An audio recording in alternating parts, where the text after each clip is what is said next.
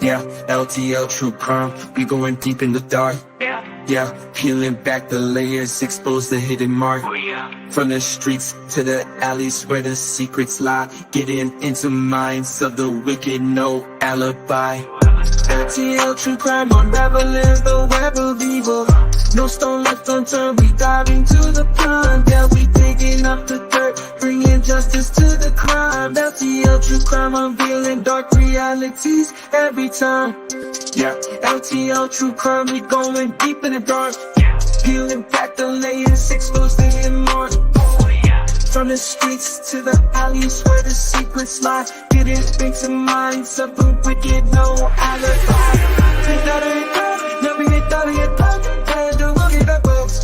LTL true crime, go. We go get live in the shine, but then I'm not talking about it, that's so. We go put in the world, no can you wait your life. Good now, you wish your love, we thought it done. Yeah, we thought it died, better than running the boats.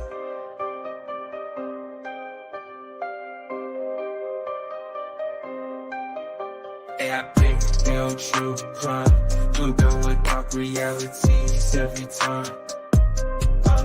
This is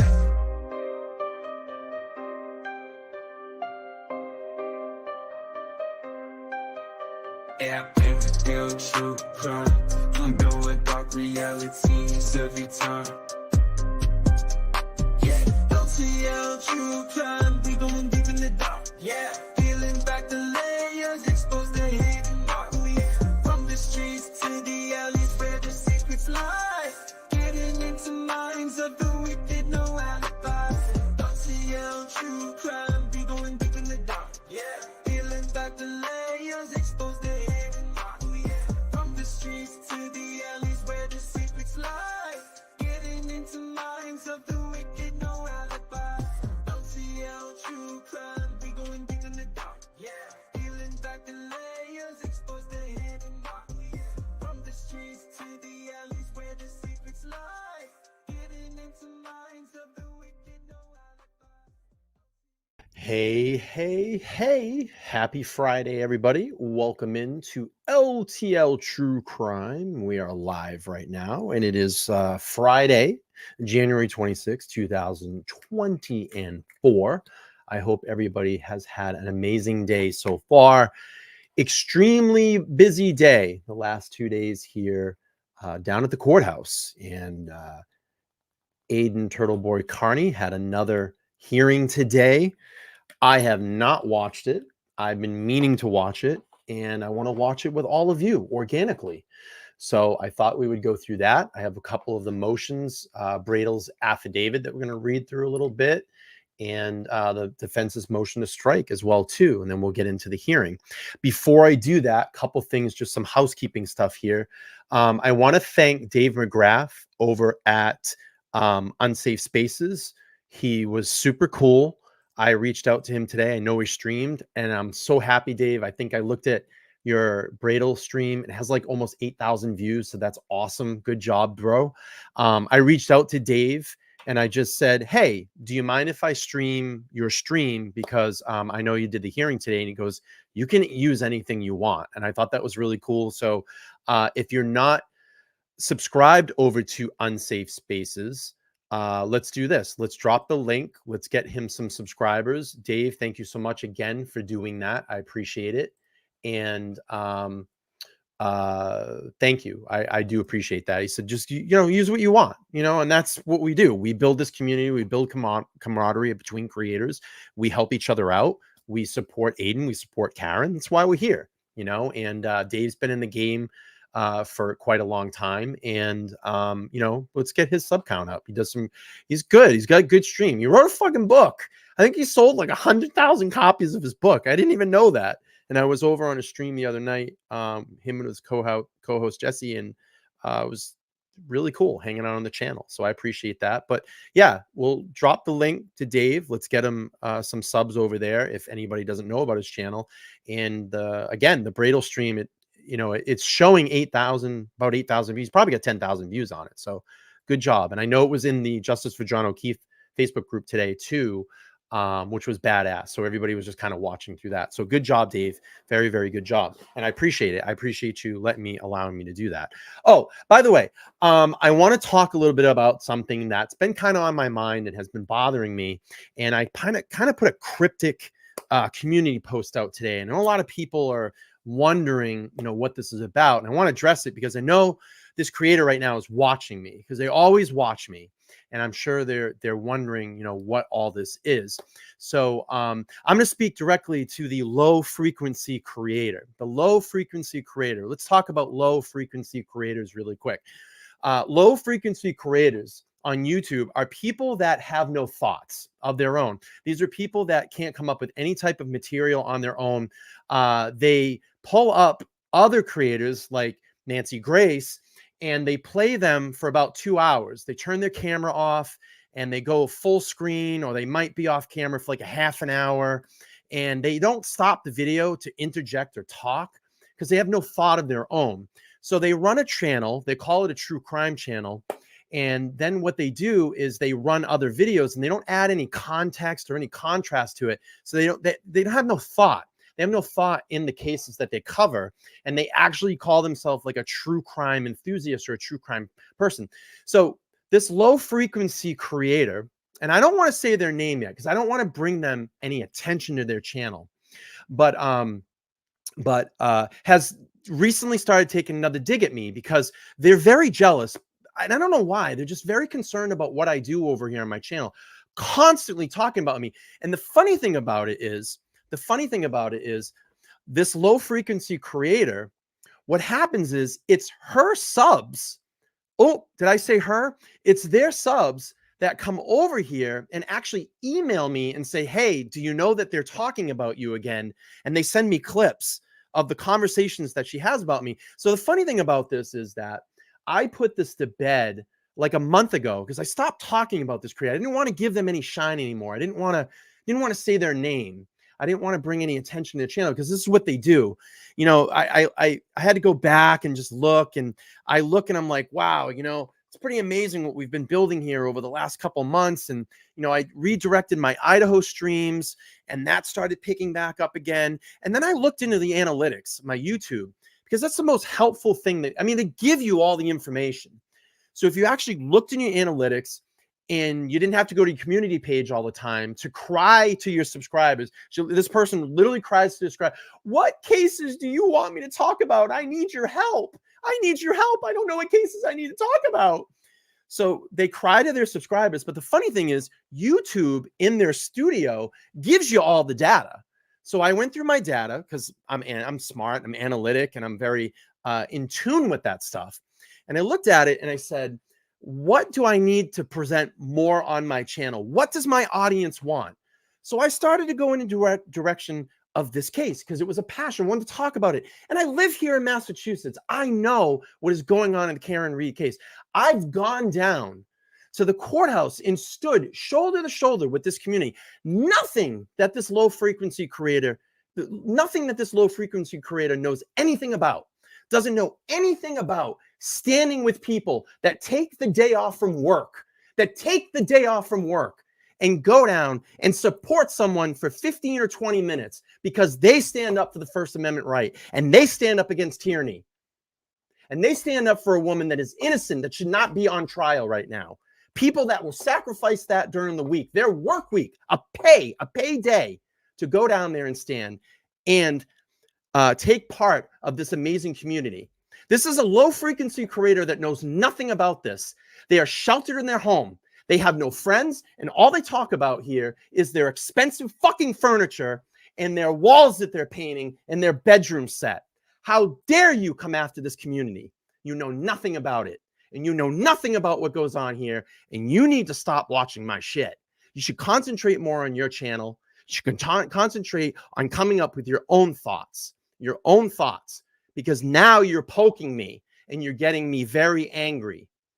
You have zero content on your channel about this case, about Aidan Kearney, and I'm done. And do not go there again, because I will let people know who you are. So you need to stop, because I've put this to bed over a month ago. I said I was going to leave you alone, and you continue. Your subscribers clipped your community page and sent it to me, and you continue to talk about me. You have nothing to do with this community.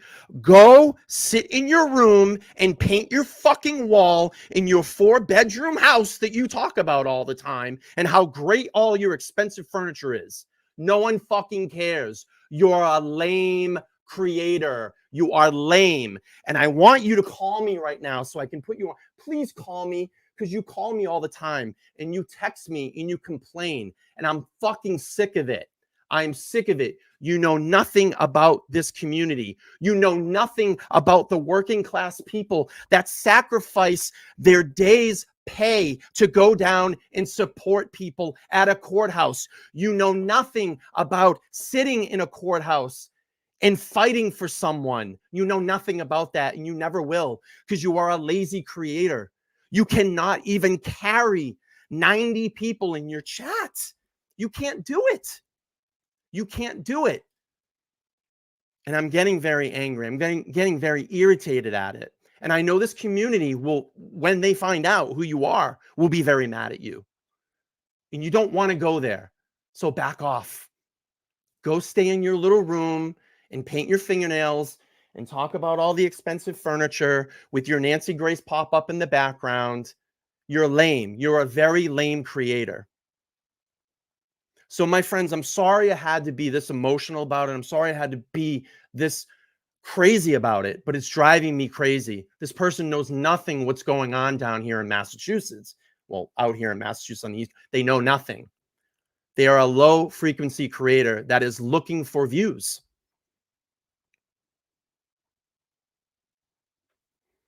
So I'm going to read my little letter to this low frequency creator today, because I put it out there and everybody was wondering, like, what is going on? What is going on? What is this?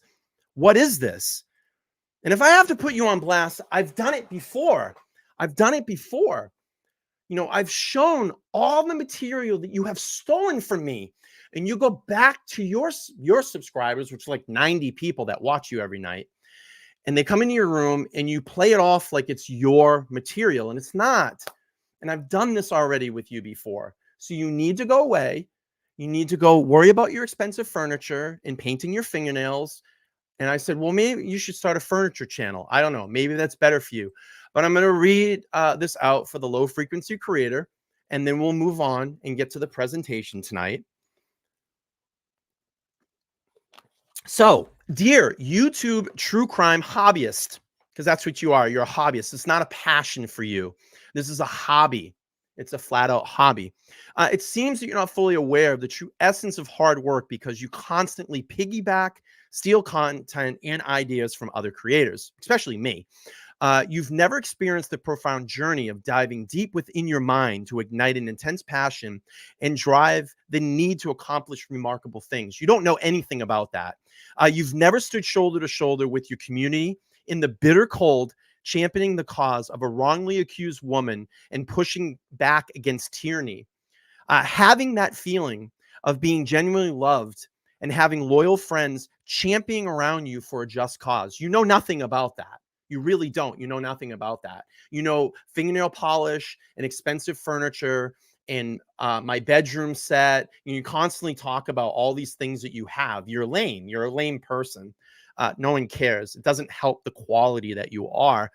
It goes on. Your actions often appear driven by anger and jealousy, frequently resorting to lame virtue and gaslighting, signaling to gain attention. The true meaning of a fight for the First Amendment rights seems to elude you, as does the concept of self-sacrifice, including the willingness to face imprisonment for such cause. Your content creation seems to resonate at a very, very, very low frequency, as you often beg your subscribers on your community page for topics and ideas. You have zero creativity. You have zero creativity. You are not a creator. You are someone that pulls a video up and will play it and adds no color commentary to it. You don't even know how to put a presentation together. And you call yourself a true crime enthusiast. You constantly talk about clicks and views and your overpriced, luxurious furniture. It's not impressive. It really isn't. It makes zero. It does nothing for anybody. No one cares. You are a small potato creator. Maybe, and here's a suggestion, maybe you should start a furniture channel. I don't know. You seem to know a lot about that on that particular subject. And maybe it can help gain those clicks and views that you crave for. You crave for all the time. So I want to put that out there to the low frequency creator. I know that they're watching me because they constantly watch me. You know nothing about this community. You know nothing about standing in the bitter cold to fight for someone's rights. You know nothing about the First Amendment, and you certainly know nothing about fighting back against tyranny. So go away, go play with your furniture, go paint your walls, go talk about how cool your house is. We don't care. We really don't care. And don't go there. Don't go there anymore. Saying, what did they say? They said someone needs, talking about Aidan, by the way, talking about Aidan, pulling up one of his articles and putting on their community page. Someone needs to tell this fool that he's in a county jail and writing like this, like he's doing hard time in a prison. She said, I just can't. And then goes on to talk about that her channel's not the Karen Reed channel, and basically insults that case, insults the people that follow this case and have heart and have raised so much money for Karen's defense and so much money for Aidan's defense. Their hard work standing out in the freezing cold, in standouts to stand over overpasses with passion, showing signs of free Karen Reed. To know if you took 3 nanoseconds of your life to actually look into the case before you talk shit about it that you know nothing about. You know nothing about this case. You know zero. You're a zilch small potato creator. If you looked into it, you would understand what corruption is, but you know nothing about that. You know nothing about people freezing their ass off to go out and stand in the cold for 2 or 3 hours just to get a glimpse of the person that they're supporting because an innocent woman is being framed. You know nothing about people that take a day off and work. And I know I'm repeating myself because I have to make it very clear. You know nothing about people that probably had to tell their boss, hey, I got to go do this so they can get the day off to go support a creator that has peeled back the onion layers of the corruption that has gone on in Massachusetts, to expose that, to help a woman that he knows nothing about at that point, to say, hey, guess what, people? There's something wrong going on here. We need to look into this because this could be you, or it could be the person standing next to you, or it could be your brother, your sister, your mother, whoever it is. But you'll never know anything about that because you are lame. You're lame. So go away, stop, play with your furniture in your home, start a furniture channel. You'll probably be better at it. So I'm done. And if you want to go there, the only way I'm going to talk to you, you're not going to call me because I know you have my number and you've called me before when I've done live shows, and you rudely called me like 9 times one time because you were upset that I was talking about you. If you want to talk about it, you come to my chat, I'll drop the link. We'll just go live and you can explain it to all these people here that you're shitting all over these people, that you're shitting on me. I think you need to worry about yourself and worry about your fucking shitty channel because I'm getting tired of it. You need to go away. You're very, very lame. Very, very low vibration. Very, very low vibration creator. And you pick and you gaslight and you dig. And I don't know what this is about me. Oh, probably because I blew past you. That's why. And I started to figure things out and molded myself and grew with my channel. You know nothing about reaching out to other creators and having amazing guests on your panel because you can't handle that. You would be lost in an interview. You have no interview skills. You know nothing. You don't know how to build relationships like that with people. You don't know how to build a community. But when you start learning those things and you start understanding it and not being so petty and trying to go after people and trying to copy them all the time, maybe your channel will be successful. Your main channel sucks. That's why you started a second channel, because you're trying to build that up now because you failed so much at this first channel. So go away. You're annoying. Okay. That was my 20-minute rant.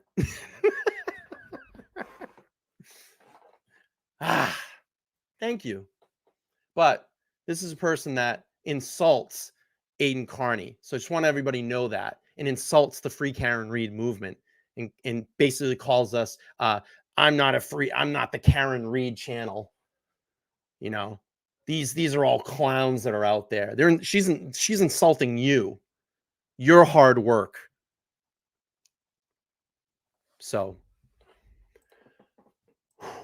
I feel better. Anyway, thank you all so much. That was my rant for 20. That was like 15 minutes. I felt good. Had to get that out. So if you want to call me or you want to come to my chat, I'll drop the link for you. You can come up and explain to everybody here. So you really need to go away. Okay.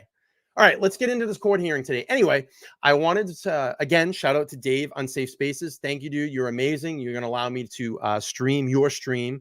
And I always like to try to reach out to people, say, hey, can I do this? And when you build cool relationships with people, they're like, sure, use anything I want. Dave, if you ever need to use any of my stuff, absolutely. Have at it. Have at it. All right. Let me just go back into this.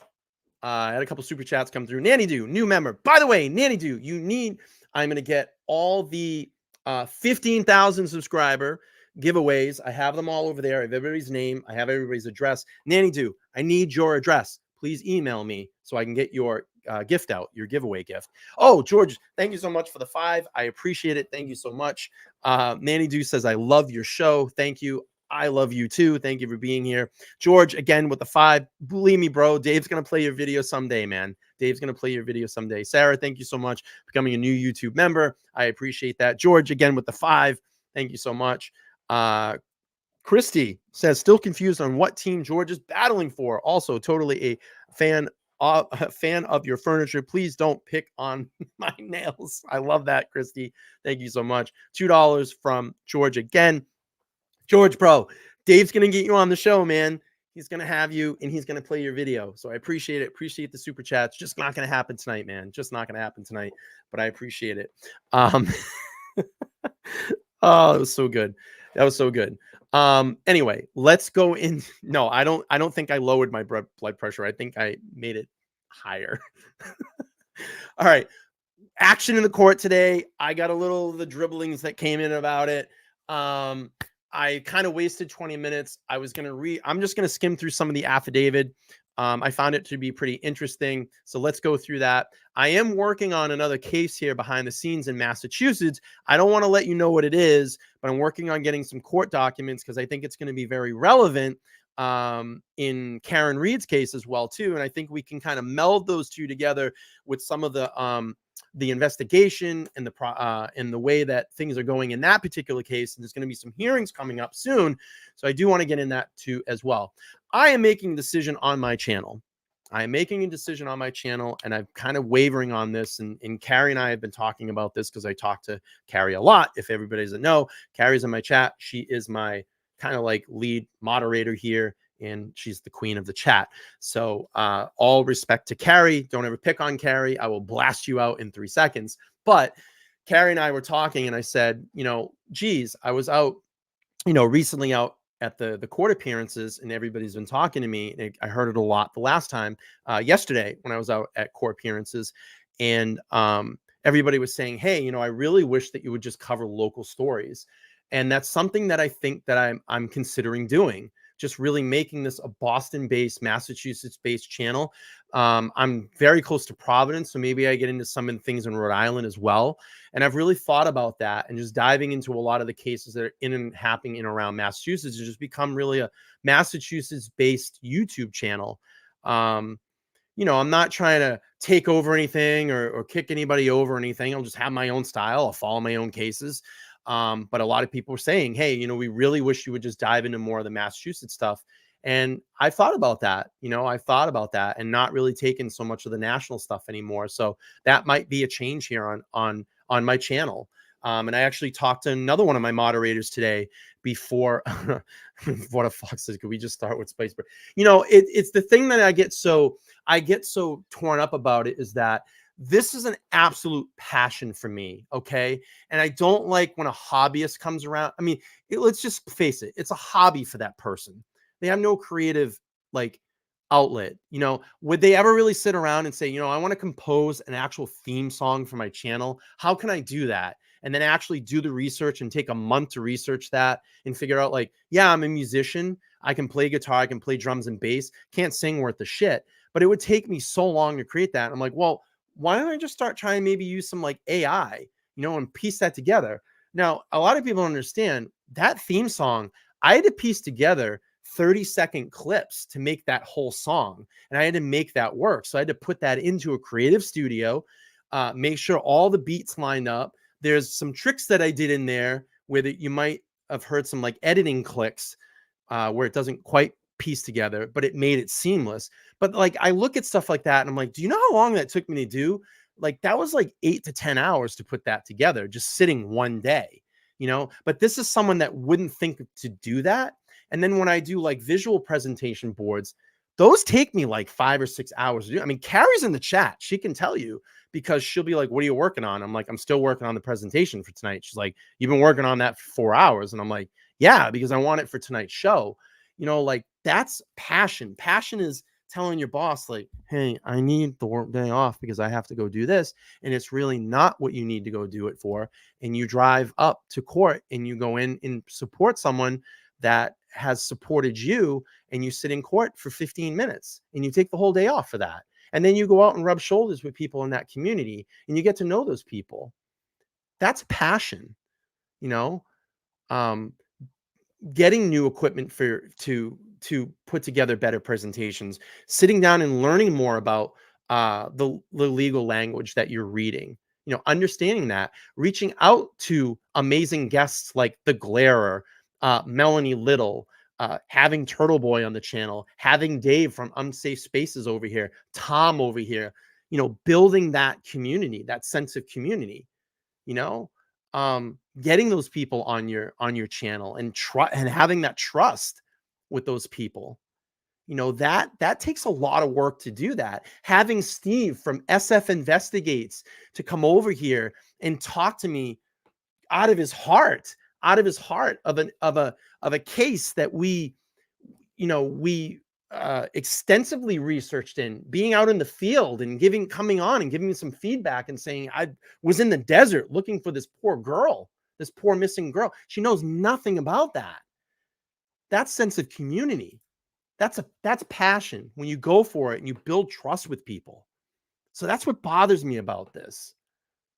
It really bothers me,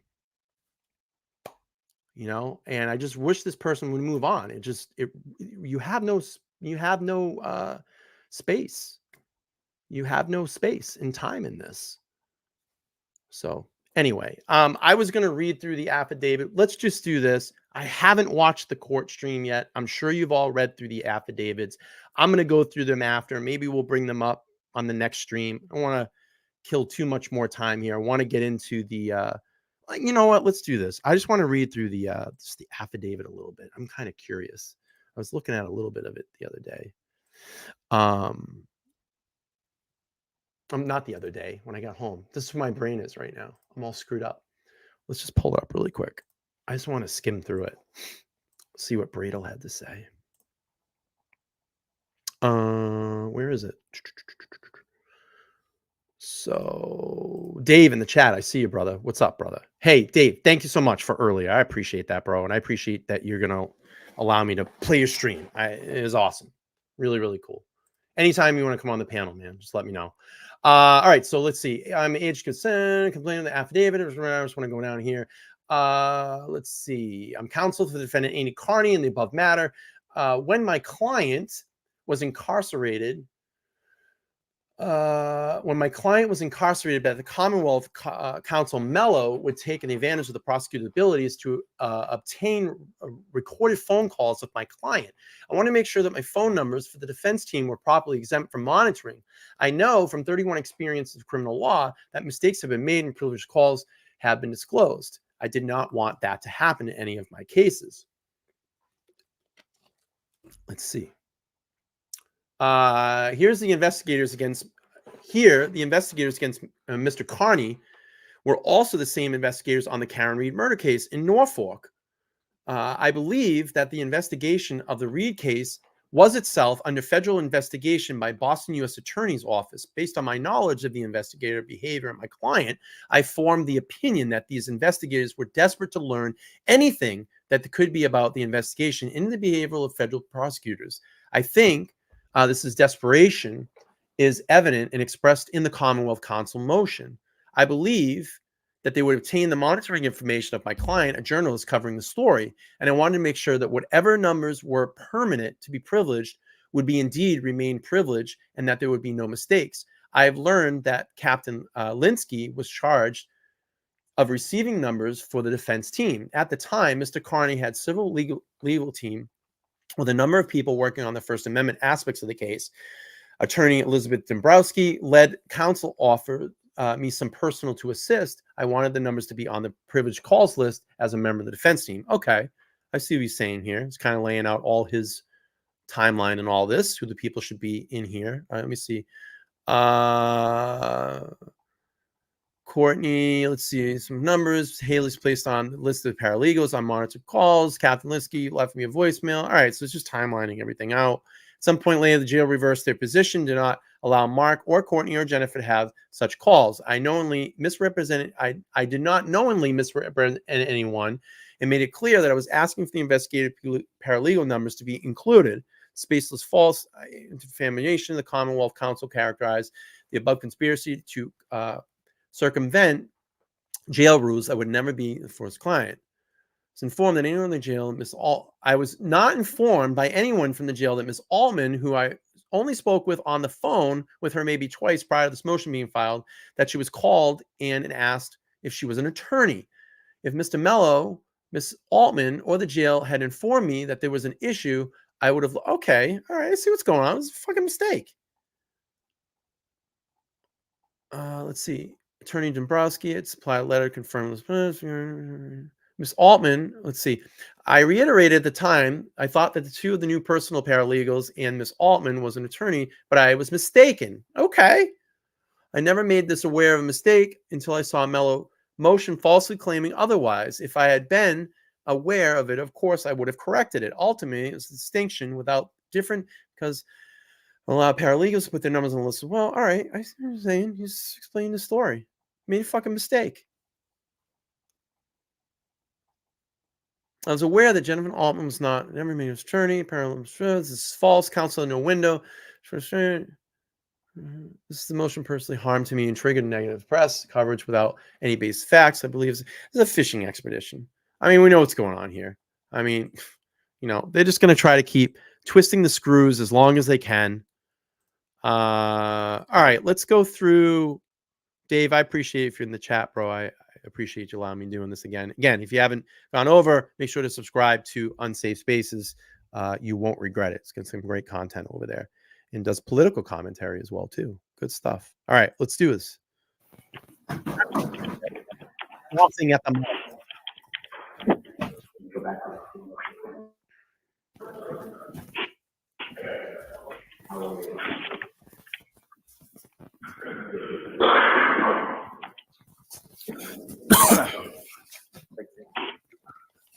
I mean, essentially what this is all coming down to is, again, Mello knows that the federal letters have come out. He's in cahoots with Morrissey, and they're going to try to keep pushing this and pushing this and pushing this to, you know, get everybody's mind away from those federal letters in Karen Reed's case. And the more friction that they can cause among everything, that's what they're going to do here. You know, try to keep continuing to muddy the waters. That's all he's there to do, is to muddy the waters in all of this. And I think still something big's going to come down in the next couple of weeks in Karen Reed's case. Nanny Do says, everyone pay attention to the CO called about the troopers call. Okay. All right. Everybody's liking the judge. That's good. And it was like funny, even yesterday in court, we go into court, we sit down, packed courtroom. Aidan comes up, the court clerk calls the case. Bradl steps up, Mello steps up, and the judge literally looks, and I'm sure some of you were in there, literally looks and says, what do you want me to do here today? Is just fed up with all of this. It's like, this is ridiculous. It's completely ridiculous. All right, let's play through this. I'm excited to hear it.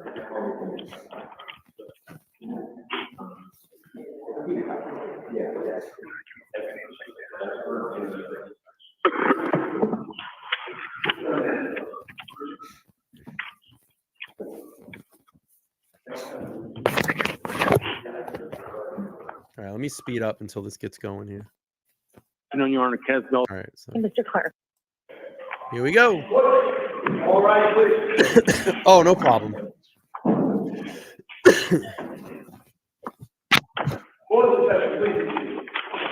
Thank you very much, officer. Thank you, everyone. And good afternoon, Mr. Clerk. Good afternoon, Your Honor. This is 23 CR 313, the Commonwealth versus Aidan Kearney. Can I have counsel identify themselves starting with the Commonwealth? Good afternoon, Your Honor. Kenneth Mello for the Commonwealth. Special Prosecutor Mello, welcome. Thank you, Your Honor. Good afternoon, Your Honor. Timothy Bradl on behalf of Aidan Kearney. Mr. Bradl, welcome. Thank Is it Kearney? Kearney, Kearney. like the honeymooners. Art Kearney. Mr. Kearney, can you hear everybody, sir? I can. All right. Let me briefly see counsel at sidebar.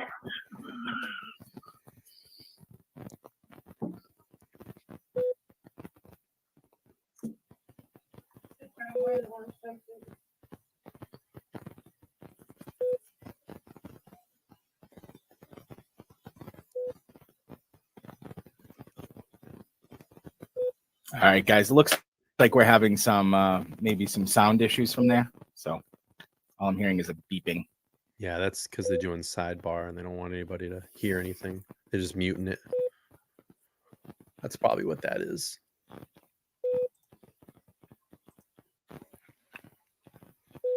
Oh, it's my pleasure to do it, guys. I'm just going to be in and out. I'm doing some stuff. So if somebody out there if I'm not here and it goes off or something, send me a message. I'll come over. And it looks like they're doing sidebar right now. So they mute that. You got it, Dave. The first motion is a Commonwealth's motion for remedial orders and sanctions. The second is the motion to strike the Commonwealth's motion for remedial orders and sanctions, and a cross motion for sanctions.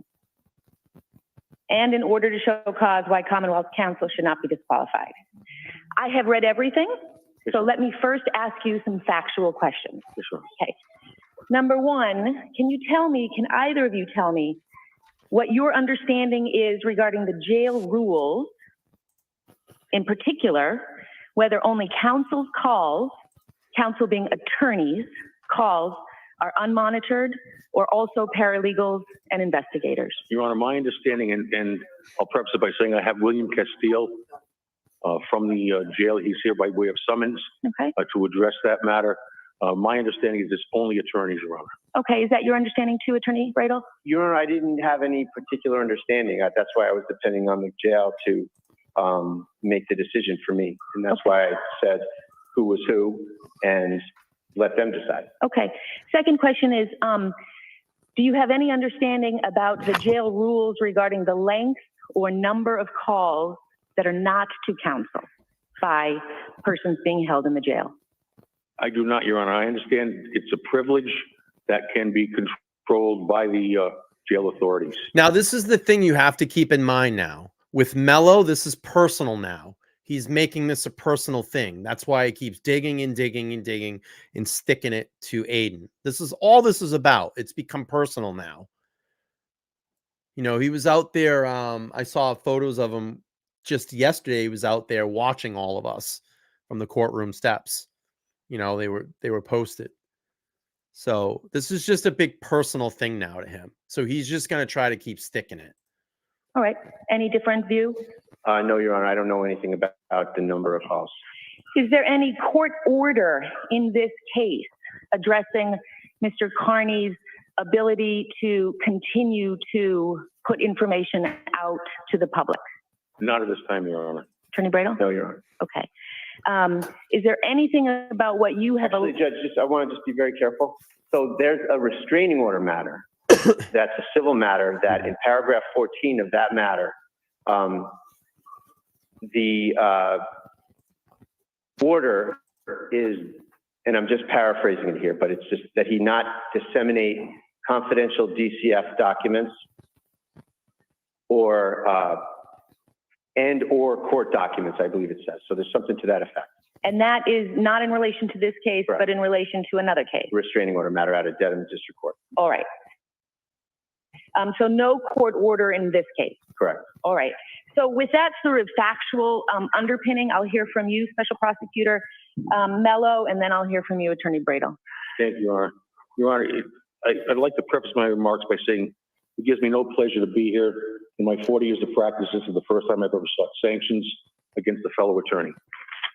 I believe that the actions in this matter, Your Honor, however, are so egregious that it requires action by the court, both with respect to the defendant and with respect to the defendant's counsel. We are seeking, Judge, some limitations on the defendant's communications with the outside world from where he is now. And I understand that the jail can impose those unilaterally if it desires to do so. But we would certainly seek to limit defendant's communications to counsel and defendant's children only. Why? Judge, if Your Honor were to review, and I know it's virtually impossible to keep on top of it, the defendant has a number of blogs, websites, etc., where he has been actively communicating since his incarceration in the jail. Well, that's why I asked you at the outset, Counselor, whether there was any court order preventing that particular conduct. There is not, Judge. However, what has happened is he's communicated, and in this particular instance, you know what this sounds like? It literally sounds like someone in the sandbox with a couple of kids, and they stole the pail. They took stole the pail and shovel away, and he's pouting. I wanted the sand pail and shovel. I wanted to make a sand castle. That's what this sounds like to me right now. This is literally what this sounds like to me. That he's just going to be petty about everything now. Oh, he's still communicating. Oh, well, the guy's trying to make a living. He's trying to make a living. What brings us here, through individuals, particularly Courtney Haley and Jennifer Altman, he's communicated with them. And my understanding, as attorneys, Judge, in unmonitored phone calls, and I would like to correct one thing. We indicated in our motion, Judge, that there had been some 60 calls to Ms. Altman. That is not correct. I apologize. There have been 6 calls to Ms. Altman. My understanding also from talking to the prison jail authorities, over 80 calls to Ms. Healy, Courtney Healy, who was identified as a paralegal. Right. Neither Jennifer Altman is not an attorney. As a matter of fact, Judge, I have text messages here that were copied from the web where Ms. Altman actually posted her text messages back and forth to Attorney Bradl, where it says, I told you twice I'm not an attorney. Attorney Bradl. All right, so let me pause you again. I don't have a copy of this. Okay, Sorry. hold on a quick second. Let me pause you again. Phone. So what you are telling me is that there were communications with these 2 individuals, neither of whom were attorneys. Correct. And that is in violation of the jail rule. That's correct, Your Honor. Not of any court order. Not of any court order. And were they not identified as attorneys, there would be nothing that would prohibit Mr. Kearney from communicating with them. But they would be monitored, Judge. As a matter of the jail rules. Correct. And that there's a huge significance there, Judge. Obviously, I'm certain Your Honor is aware, and I'm certain Mr. Bradl is aware as to the purpose of monitoring such calls, particularly in a case such as this. We have a defendant who is now in jail for violating his terms and conditions of release for intimidating witnesses in a murder case. And this particular defendant, let me stop. This case is perhaps the most unusual that I believe anyone in this room has seen, anyone in this courtroom has seen, with respect to a murder case and respect to bloggers and followers of this blogger with respect to. I mean, if you don't see this as trying to shut down free speech here in Massachusetts, this is insane. You know, and this is what Melanie Little talked about the other night when she was over on the channel. She said, you know, I feel scared for journalists in Massachusetts. I mean, they're doing this. They're suppressing free speech here. This is what this is, people. Wake up to it. You know, this is what they're trying to do. This is what the left does a lot. They suppress free speech. And obviously we know that we live in a very left-leaning state, a super left-leaning state. But this is what they do. It's insane. And this is what they've been doing here for 250 years. You know, once they finally got sick of it and threw that tea into the harbor because we didn't want to be under British rule anymore. They wanted to control us. And they've been trying to keep continuing to control us for the past 250 years. This is insane. This is a complete waste of resources. Complete waste of resources and time. The public protests with respect to the internet activity, etc. There are countless people who are on Facebook, on YouTube, making videos. Countless people who. What are you gonna do, bro? You're gonna go after the internet? I think Mello looks at the small secular of people in and around this area that are just because we're in the area, bro. The YouTube has billions of channels. You don't think that 100,000 people on YouTube have talked about Karen Read's case?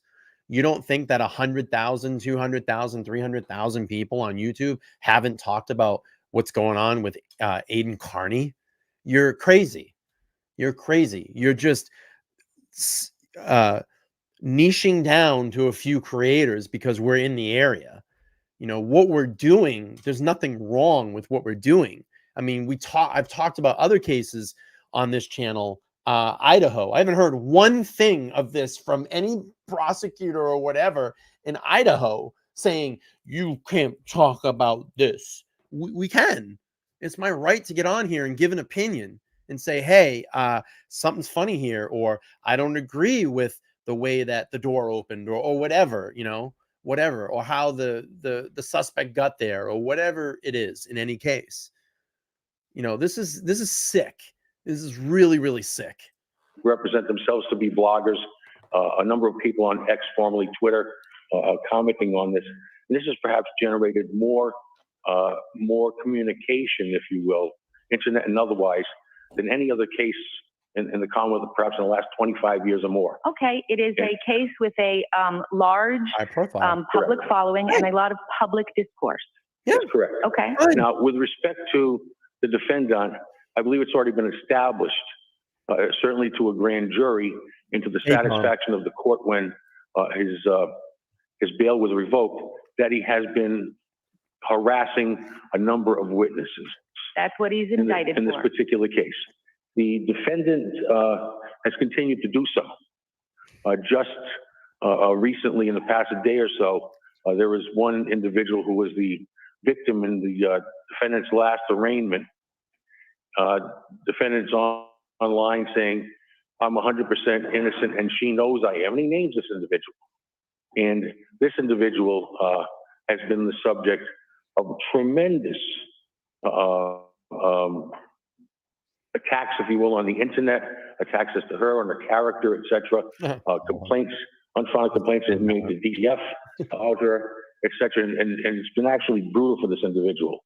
If anybody knew who defendant is, I'd probably like to meet them. Although he was incarcerated or jailed for intimidating her, he nonetheless puts her name out again. And a lot of these communications, we're not sure, we certainly can't know for certain what these unmonitored communications were.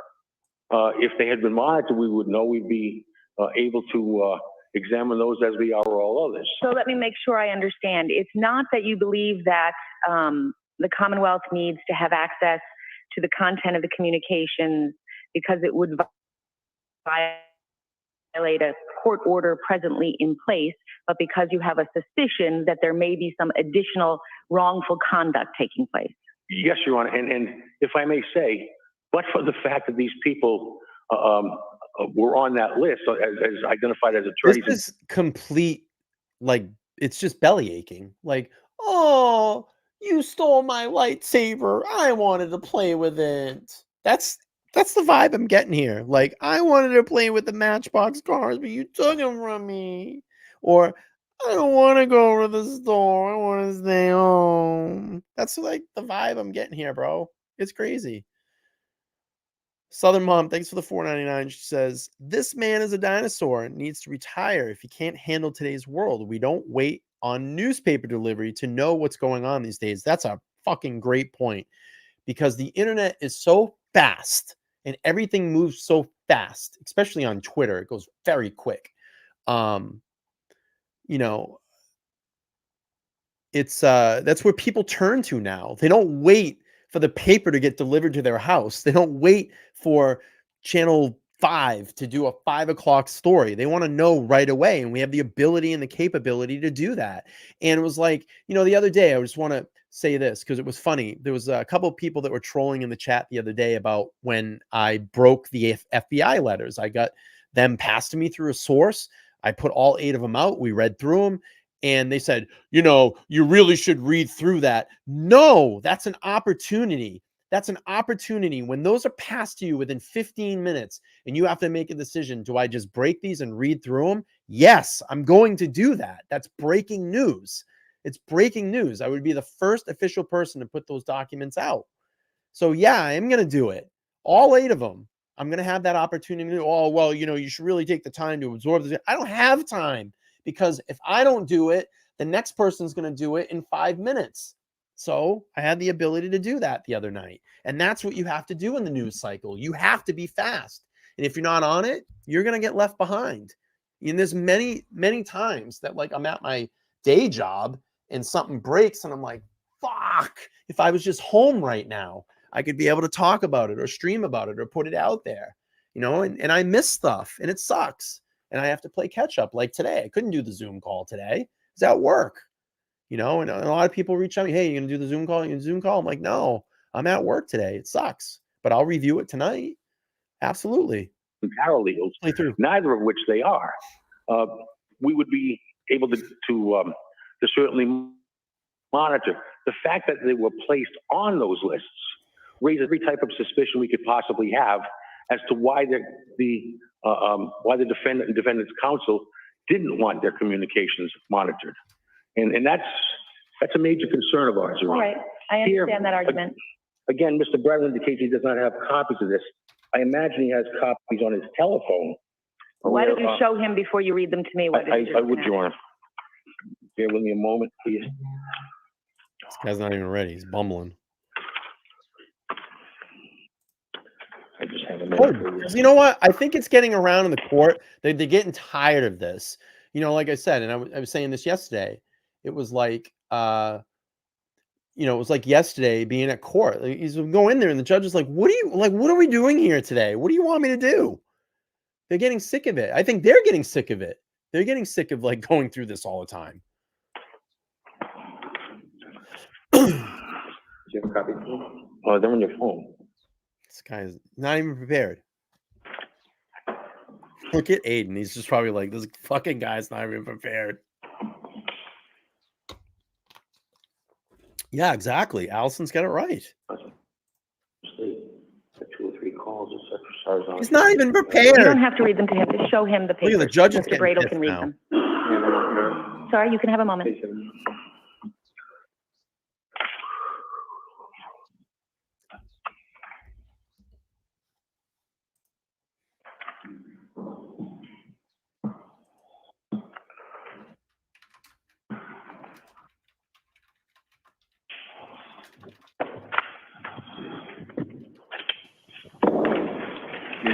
for identification, please, Your Honor?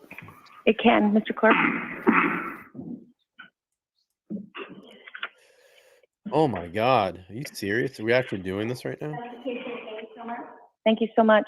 All right, Attorney Mello, what is it that you want to apprise me of with respect to what's been marked A for ID? Your Honor, going through those pages, Your Honor will note that there's discussion between Ms. Altman and Attorney Bradl. Ms. Altman specifically states that she has told him twice she is not an attorney. All right, so all of this goes to whether or not identifying her as an attorney with respect to unmonitored calls at the jails was an oversight, was negligent, or was intentional. It all goes to Mr. Bradl's understanding. The Commonwealth suggests it was intentional, Your Honor. Okay. And we do so simply because of the very nature of this whole case, which is somewhat in terms of systems worked up until this matter, where you have groups of people who have come on board, if you will, to intimidate witnesses and attempt, in essence, to confound the legal system as we have it here. There've already been comments. I don't think the legal system has been confounded, Mr. Mello.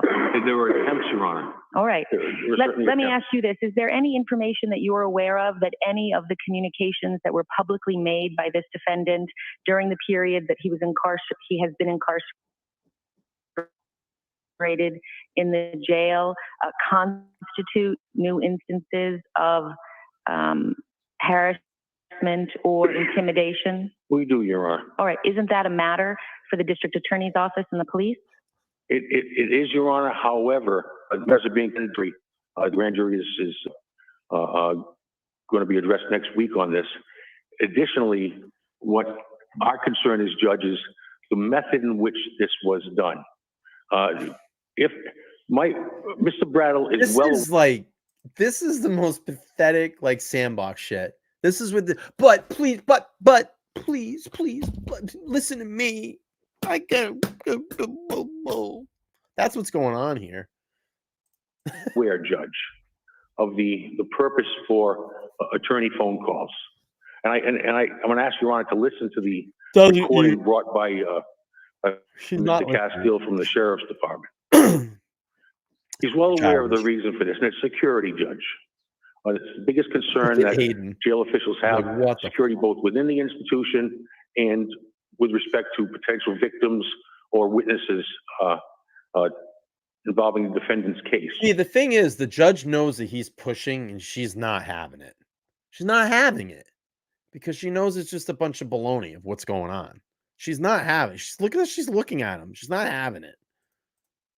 Here we have a situation, Judge, where he's just trying to keep Mr. Bradl had been told, I'm not an attorney. turning the screws. He may have a letter from a law office in New York, but that individual is not an attorney in Massachusetts either. Thanks for the $4.99. What's next? When Mr. Bradl says someone is a paralegal, we're assuming, I think it's fair for the jail officials to assume a paralegal in his firm, not someone who he thinks is a paralegal. And Courtney Healy has never had a day's worth of paralegal training, Your Honor. None. And Ms. Altman is not an attorney, Your Honor. But Mr. Bradl represented both of them to be so. And it is, at the very least, it's either intentional or at the very least extraordinarily unprofessional. I can't believe I'm Mr. Bradl to make those representations to court officials. Oh, poor Dave. Right, without confirming them. All right, Mr. Mello, I understand your position. As you know, the court has broad inherent powers to ensure the fair administration of justice. What I do not have is the power or the authority to sanction an attorney for what appear to be alleged violations of the rules of professional conduct. It seems to me that what you are raising is that Mr. Bradl, intentionally or not, and I will hear from you, Mr. Bradl, violated the rules of the jail potentially. Correct? Yes, and that conduct ostensibly rises to the level of a violation of the rules of professional conduct. He knows he's not winning, and she's just tearing into him right now. It's that's what's going on here. Because you can see him, but please, please. Your Honor, I believe it does. Okay. But in this particular He's case, shaking his head. No. if I may, the court, What I need you to focus in on is how that conduct has impacted the administration of justice, because what you are seeking are very broad, very it's unprecedented. unprecedented orders from this court, and it has to be tied to the court's authority to protect the administration of justice. It's in Your Honor, Florida. when the district court revoked the defendant's bail, the court did so with the full knowledge that the defendant's communications from the jail were going to be monitored. The court obviously found that there was another violation with respect to intimidation of a witness. And the court was satisfied to the degree that the court decided that the defendant should be held at the Norfolk County Jail. Again, the judge in the district court knew that there would be restrictions on the defendant's communications, that anything the defendant stated other than to an attorney, his attorneys, would be monitored. And our suggestion to Your Honor is that was part and parcel of the reason that the court ordered his bail revoked, because there would be strict controls. Anything said on the record in that regard at the revocation hearing? Nothing said in that regard directly. In writing from the court in that regard? Not specifically in that regard, Your Honor. However, it's part and parcel to the whole purpose of holding someone in jail, because Oh my God. very simply, the court was aware that those restrictions would be in place. This is a Right. perfect comment Mr. right here. Bradl, obviously being the exception, as the attorney of record, would certainly have direct communications with Mr. Kearney. They would be unmonitored, and that was certainly the standard practice, and counsel would have no objection to that. All right. However, in this particular case, these people, both Ms. Altman and Ms. Healy, are well known among the, for lack of a better Carrie, I just noticed you put the crown next to your H. The queen crown. That's funny. Yeah, and Carrie is the queen. She's the queen of the chat. So everybody be nice to Carrie. If I ever catch anybody picking on Carrie, you're out of here in 2 seconds. You'll never come back. Carrie's done a lot for me and has helped me a lot in my life over the last 8 months. Been a really good friend. So I appreciate that. Has kept me very level-headed on shit that I want to burn up and go crazy about. And she's like, you can't do that. I run every decision that, like, every rant, and she knows I get crazy sometimes and I'm going to go off the rails, but I run like the whole, if you missed it, if you're just coming in live just now, I did about a 20-minute rant at the beginning of the stream. So you're going to want to go back and watch that. But, you know, I run that shit by Carrie and I just say, hey, here's the pros and cons of what I'm looking at. Should I do this? And I just wait for her opinion, because she's my audience, you know, and she's someone that I can throw ideas at and say, do you think I should do this? Or what do you feel about this? And she'll give me her feedback without, you know, any like prejudice in it. You know, she'll give me honest feedback and I listen to it and she'll just say yay or nay. And I know probably tonight, you know, I got riled up because I said I wasn't going to do anything, but I got riled up. But she knows to trust me enough that when I go off, I do it correctly and I do it the right way. So it felt good to get that out. It's just low frequency creator. And I like what Carrie says, small potatoes. And it is. They're small potatoes. It's a rural rider community. What evidence do I have of that? The evidence is all on the internet, and Mr. Bradl, and I obviously I can't bring the entire internet into you. It would be impossible. There's just so much out there, but Evidence is usually brought into court and presented to the court. I understand that, Your Honor. But what is common knowledge is not necessarily subject to evidence. I can tell Your Honor when the sun set today, yes, but I have no evidence of it until the sun sets. Then it would not be in evidence. I understand that, but if I may, Your Honor. Mm-hmm.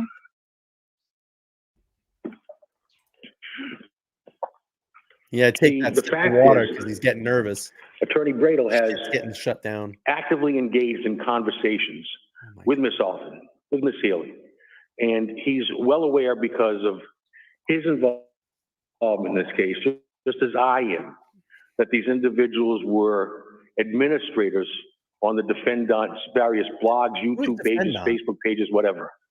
And I think it would be disingenuous for him to say anything other than that. He's been involved, I'm going to suggest, almost on a full-time basis with this case, and this case only since he filed his notice of appearance. All right. And that particular for that particular purpose, he knew who Miss Altman was. He knew who Miss Healy was. There's no doubt, and he misrepresented to be people who they were not. Okay. Let me ask you this. Has this information been provided by you or anyone else from the Commonwealth to the sheriff that Ms. Altman and Ms. Healy are not attorneys? The sheriff's office discovered that themselves, Judge. Okay. Judge, they discovered that from me when I spoke to them on the phone, and I told them that. Okay. That is a serious misstatement. Okay. And what actions, to your knowledge, has the sheriff taken with that information? I am not certain what they're going to be doing with it, Judge. They were waiting for today's hearing. Well, what are the rules at the jail regarding whether non-attorneys can have conversations with persons held at the jail that are not monitored? They're absolutely prohibited. Those All right. conversations are absolutely prohibited. All right. Who is here from the jail? William Castile? All right. I think I need to understand two factual things, Attorney Bradl, before we go on, which is it the policy, rules, and procedures of the jail that only communications with attorneys are unmonitored? And I want to know about the limitations on other communications with other persons other than the fact that they are monitored. Length, duration. Okay? Any objection to my taking that evidence? I don't have an objection. I just want to invite the court to keep in mind that the issue is what is my state of mind about what the rules are and what I can do and can't do, and what is disclosed and not disclosed. So, I understand. There are also requests that I take some action vis-a-vis the jail, and so I want to understand what the rules over there are. Thank you. Okay? Thank you, officer.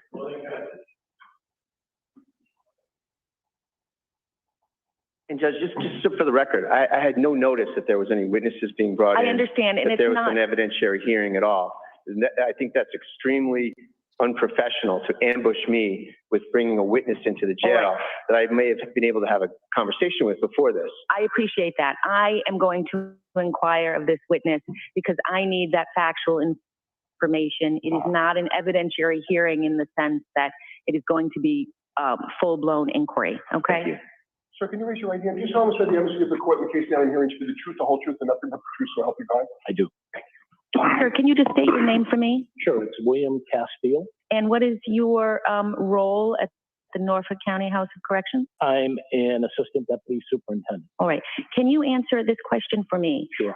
What is the policy or rules or procedures at the jail regarding? Oh wait, who brought in the witness? Did Mello bring that in, or did Bradl bring this guy in? This guy works at the jail? Who brought him in? I missed that.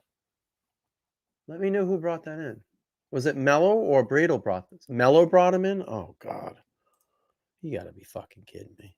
Unmonitored phone calls. Are those limited only to attorneys, or does it include paralegals and or? Yeah, it's just strictly to attorneys. Strictly attorneys? Yes. Okay. So if an attorney identified a paralegal and a person at the jail communicated with that paralegal, they would be monitored conversations? They would be, yes. All right. And what limitations are there on non-attorney phone calls at the jail in terms of duration, time, number? Sure. So it's 30-minute telephone calls. Jeff, thanks for joining us on Twitter. I appreciate it. And the time, they have tablets now, which they can make phone calls, they can e-message, they can receive videos, they can receive photos, and the tablets pretty much all day. So all day? Till 10 o'clock at night. Okay, all day access to the telephone? Yes. That is monitored? Yes. Okay, and the rule again at the jail is that only communications with attorneys are unmonitored? Yes, our policy is CSD 482. I have a copy here if you'd like. No, I will take your testimony. I appreciate it. You're welcome. I don't think I'm going to permit any further inquiry because those are just the facts that I needed to understand in connection with these motions. Thank you very much. All right. Attorney Mello, anything else you want to bring to my attention? Your Honor, I was going to ask Mr. Castile, while he's still here, if the court would grant permission for him just to play the recording of Attorney Bradl making his call to the jail, so so Your Honor could actually hear it. And You mean the one that is in your motion? yes, I do not need to hear that. okay. Thank you. Thank you, sir. All right, anything else, Ben? Well, one other quick, because Attorney Bradl made the comment, Judge, that he called the jail to take these people off the list. I would ask if that. Hey, that's a mischaracterization that I called to take people off the list. I never did any such thing, Your Honor. I don't know what he's talking about. That is certainly my understanding of. The thing is now, this is like a personal thing. It's becoming very personal. There's a lot of emotions getting involved in this. You can tell now Bradl's getting fed up with Mello. Mello's just trying to stick it. You know, this is becoming a really personal. I'm going to tell you, they're not, after this is all settled, they're not going out for a beer together. Believe me, they're not having a steak dinner, you know?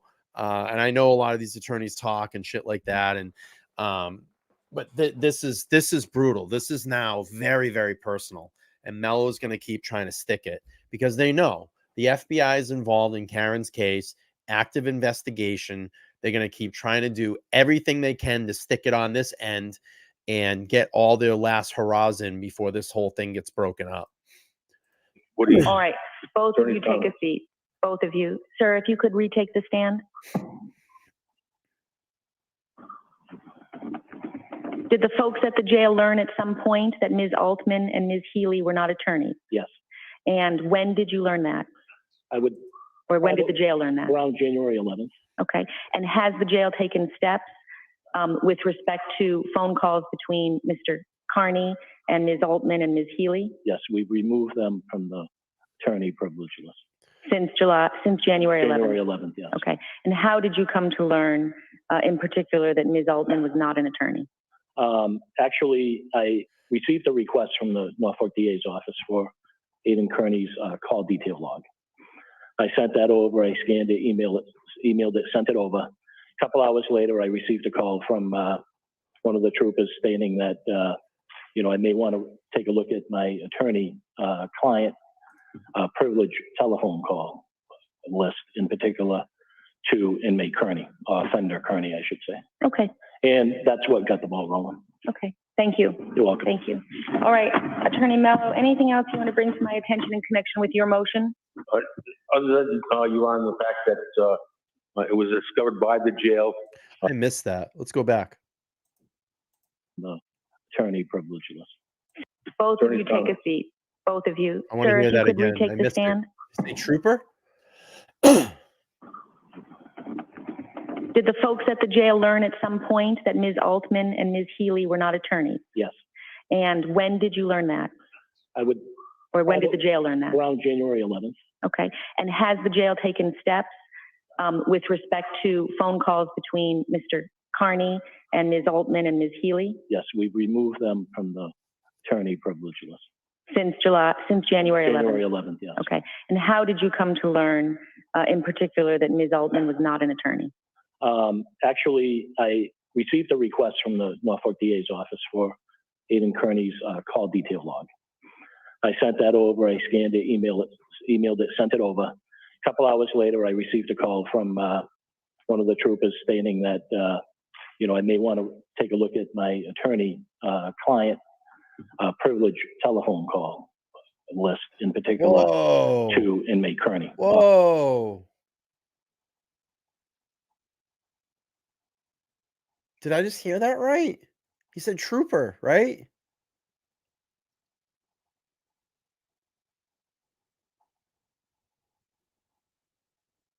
Whoa. What the fuck? Hang on a second. I gotta answer this text.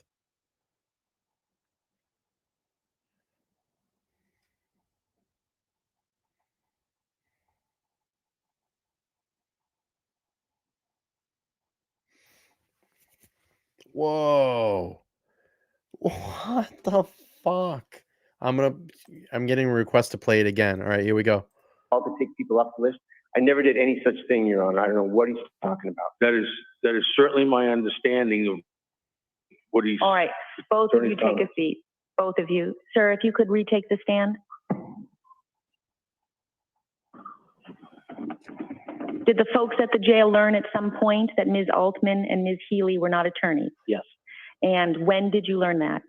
I would, Or when did the jail learn that? around January 11th. Okay. And has the jail taken steps with respect to phone calls between Mr. Kearney and Ms. Altman and Ms. Healy Yes, we've removed them from the attorney privilege list. since January 11th? January 11th, yes. Okay. And how did you come to learn in particular that Ms. Altman was not an attorney?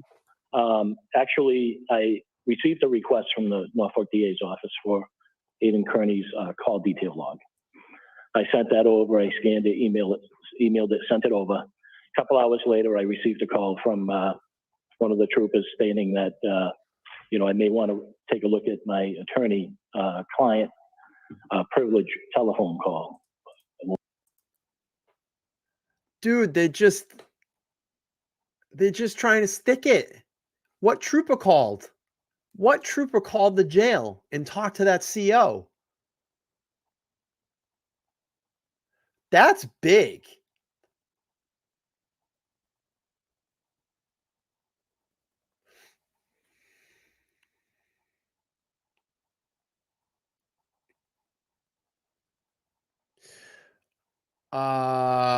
Carrie, let's look into that.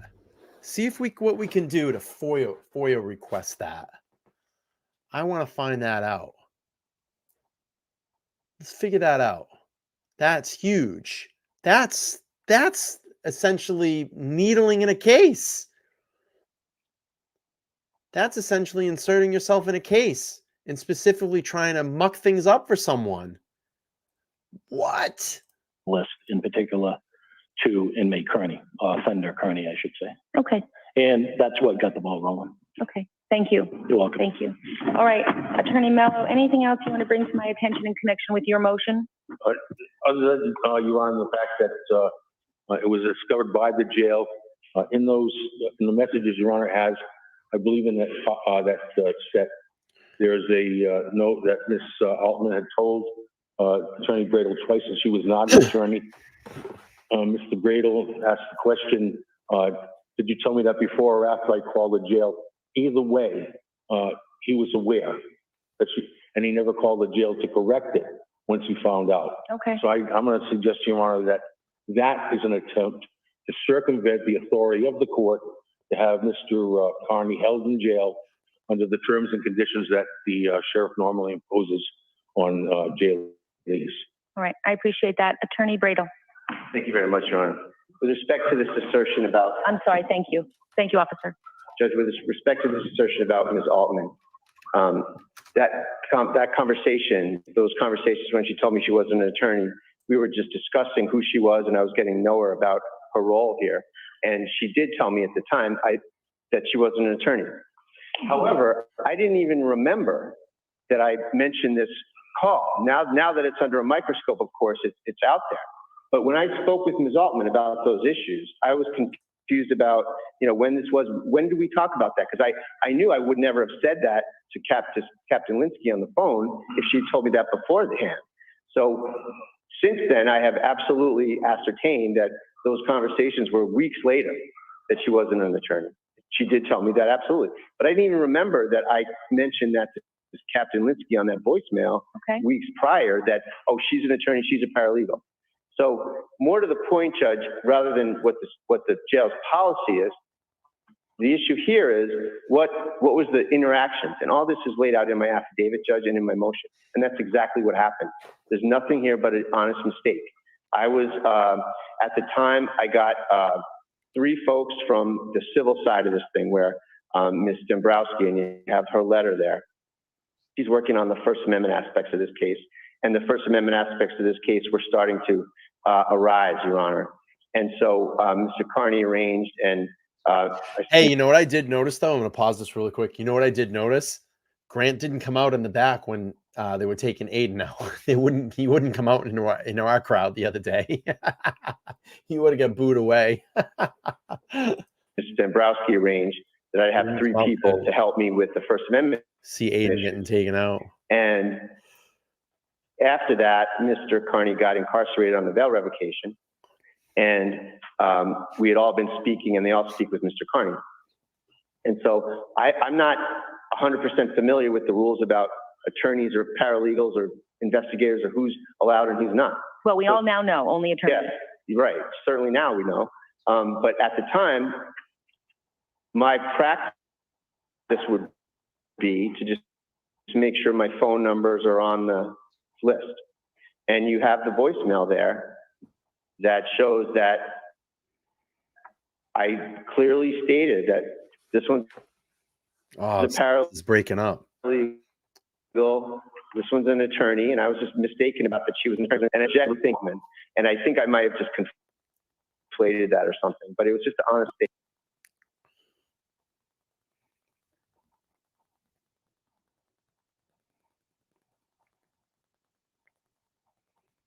I've ever worked with on this case. And, you know, I just don't understand why or where Mr. Mello can stand up in front of the court and make a statement that Ms. Healy, for example, has never had any paralegal training. Like, are we going to really go into the issue of what the training is of these folks? I mean, Ms. Healy has taken college classes, just because he raised it. Ms. Healy's taking college classes for criminal justice, and she's amazing, and she's a terrific paralegal. In fact, I'm going to be hiring her for some of my CPCS murder cases to work as a paralegal. Okay. And I've actually got the ball rolling on that. I think we're afield. I'm sorry? We're getting Okay. a little far afield. Yeah, so I'm just trying to respond to the things that he raised, Your Honor. I'm You sorry. don't need to respond to everything that he raised. Okay. I've read your papers. I understand your position, which is that it was an error on your part, that it was not intentional. It was an Fair absolute judge. oversight, Your Honor. And at the time, I didn't know whether the fine points of their policy, whether it meant just lawyers or paralegals and investigators. And so you know, in that situation, you just do full disclosure. I said to them, Captain Linsky was very professional and helpful. And they said, you know, here's the people that are on our legal team. And a previous call, I believe I said it was Mark Geppetta, our investigator, and Ms. Dombrowski, the other lead counsel on the civil issues. And then on this call that's in counsel's filing, I said very clearly, Courtney Healy, paralegal, and again, Ms. Altman, I thought she was a lawyer.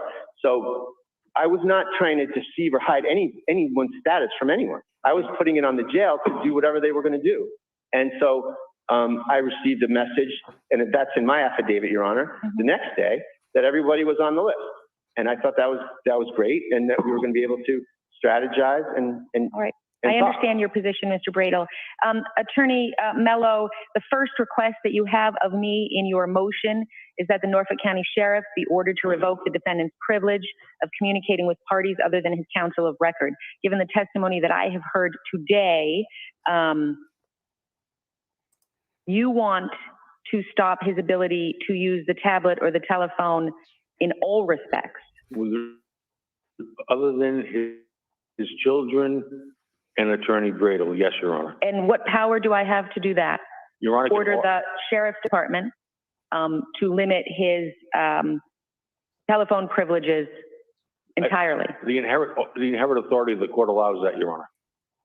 The court can certainly do that, issue that restriction. But I thought your point was those would be monitored. All communications other than with counsel of record would be monitored. They would be, Your Honor. However, what's come out thus far has certainly been harassing to some of the individuals. As I indicated, the victim who, the last arrest that put Mr. Kearney in the jail. All right, real quick, I'm just going to get this. Carrie, thanks for the 5. C-Star, gifted a membership. Patty, gifted a membership. Mr. C, gifted a membership. Jill, gifted a membership. Southern Mom, gifted a membership. Welcome to the membership group. If you are interested, you get all my members only content. You just go on my homepage, scroll all the way down to the bottom. It has all my members only if you want to go back through it, and also get you access to members only lives. I got to start doing more of those. I haven't done a lot of them in a while.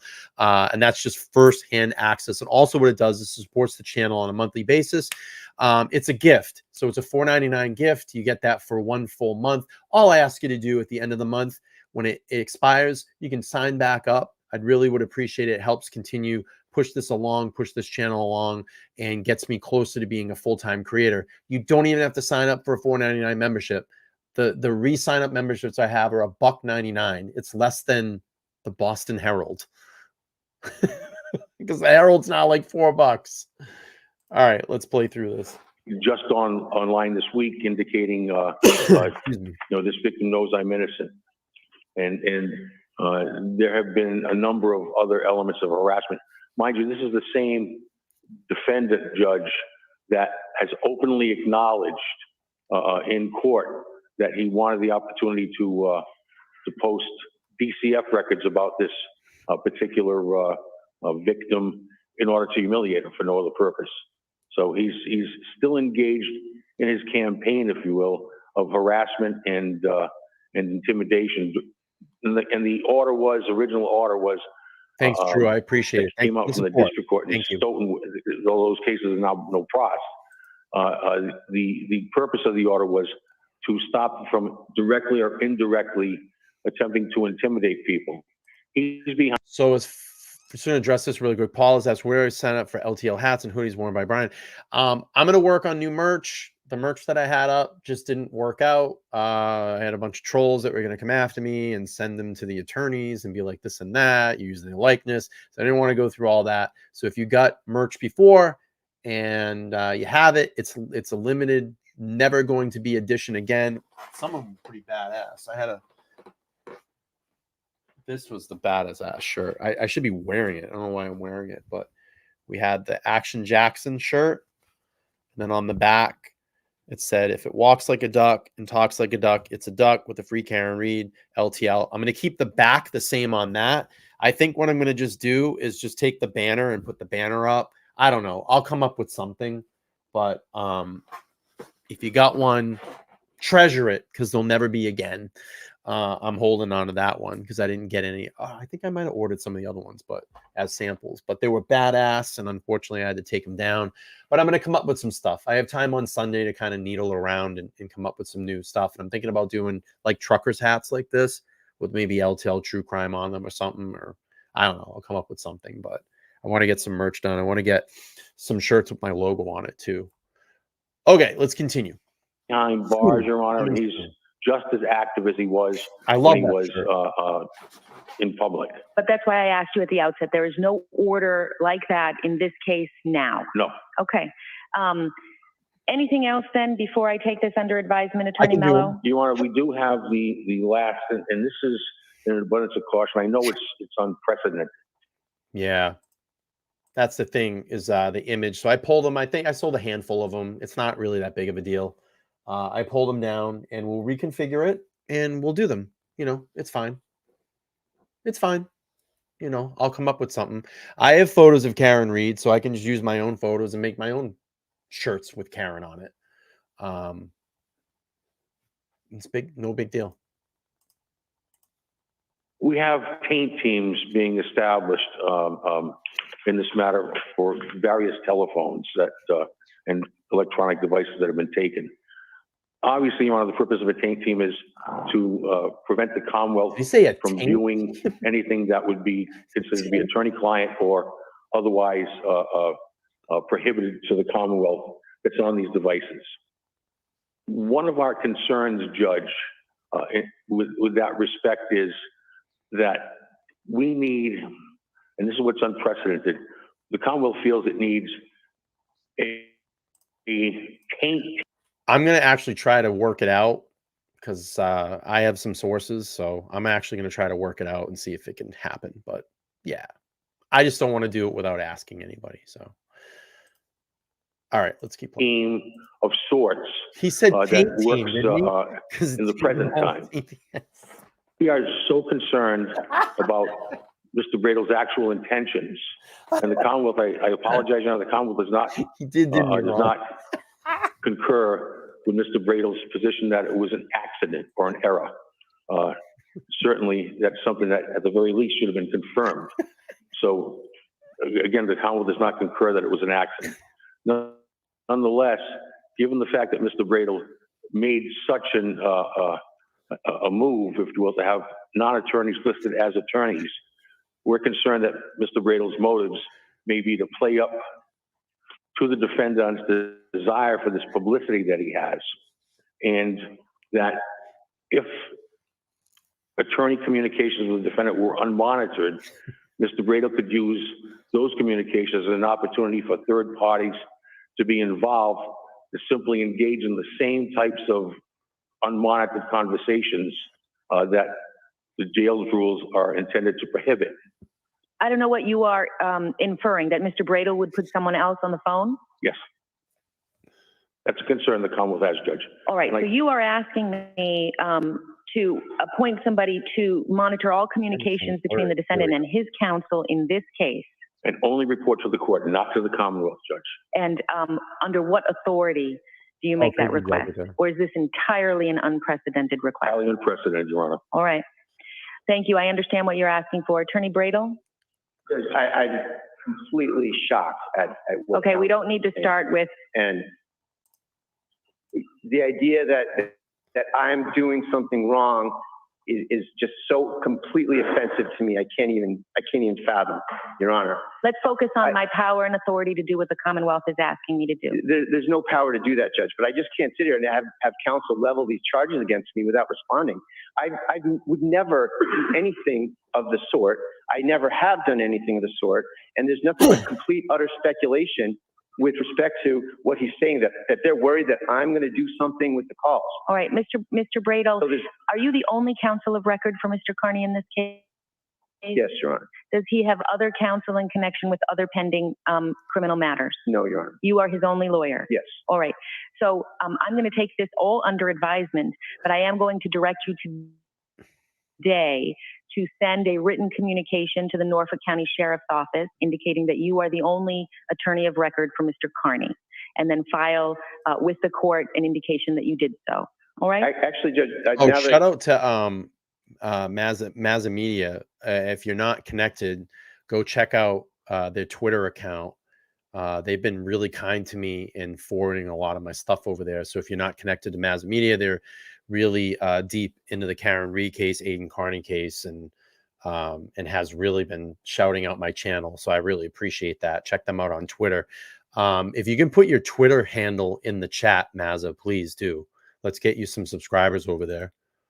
I say that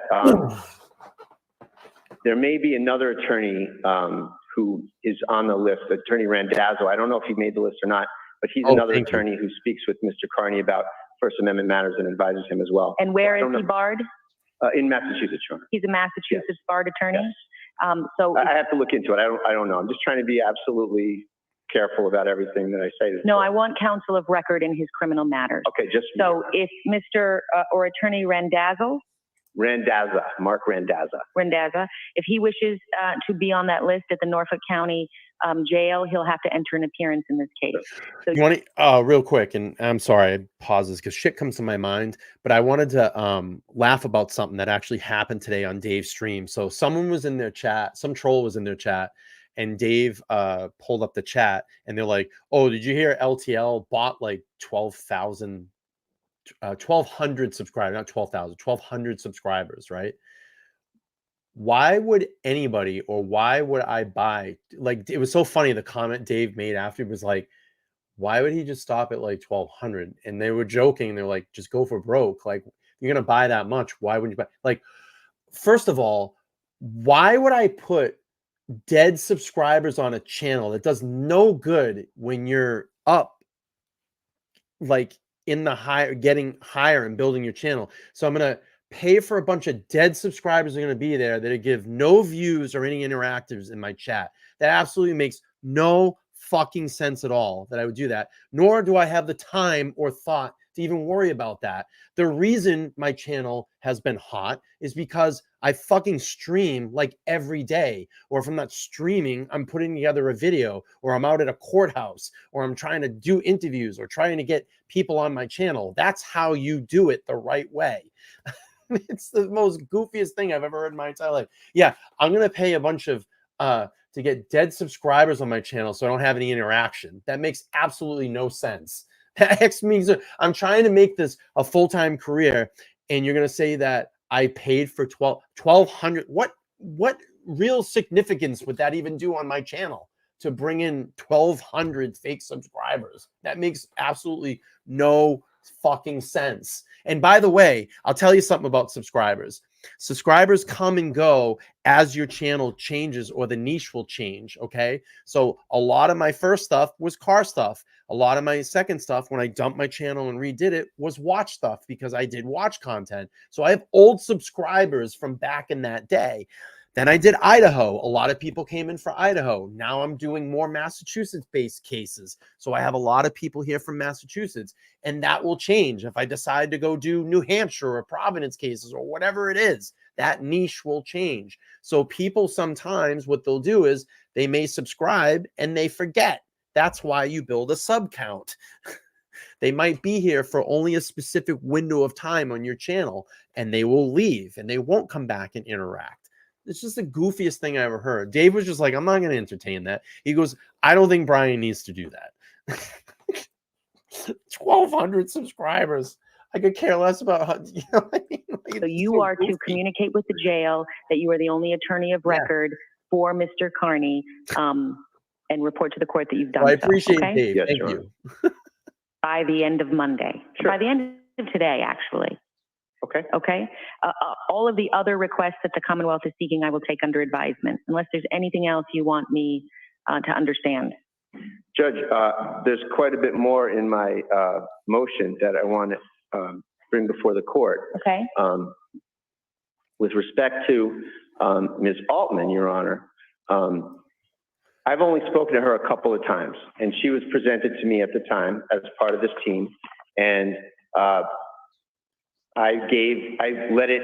Yeah, because we put in the hard work. I gave it to the jail about who was what, and what they were going to do was up to them. And I'm trying to get some content on Aidan's channel in the next couple of days. I just got to reach out to his team and trying to think of something to do there, because I want to get some content going on his channel too, because we're coming up at a week now and I haven't been over there and done anything. So, you know, like I said, I want to get things going over there too to help him out again. All right, let's keep playing through. I'm sorry, I've been talking a lot tonight. It's Friday. I'm fired up. I'm responsible for their jail policies. I'm responsible for my client. And I wasn't sure whether people on the team could have those calls or not. You to be here. So that's why I left it to the jail. And it's all on the voicemail. And there was nothing that was hidden or awesome. deceptive about it whatsoever. And come to YouTube and hang after all this came to light, Your Honor, keep in mind, I never knew anything about Ms. Altman being called. I never knew anything about anything until counsel filed this motion. And which leads me to my next point, Your Honor, that I want to ask the court to strike the pleading. The pleading absolutely does not comply with the rules, and it does not have any affidavit, and there's no swearing whatsoever to it. And it was, again, continued here in court, where counsel's making these speculative, insane, unsubstantiated allegations about me and about Mr. Kearney and everything else. Counsel likes to say what I'm aware of, Your Honor, okay? I'd like to tell the court what I'm aware of and what I'm not aware of. I had never met Ms. Altman at the time of this, of giving her name to the jail. And the conversations about when she talked to me about what she did and who she was, about her not being an attorney, were much later. And again, I did not equate those conversations with anything that I said to the jail in passing on a voicemail to Captain Linsky. So counsel files this motion, Your Honor, and publishes all of the phone numbers, all the private cell phone numbers of myself, Ms. Healy, and Ms. Altman. And as you can see in the motion, Judge, as a result of counsel for the Commonwealth doxing all of us in this public filing, Ms. Altman receives threatening text messages that absolutely scare the heck out of her and terrorize her, Your Honor. And in that respect, Your Honor, she is absolutely scared and horrified and intimidated.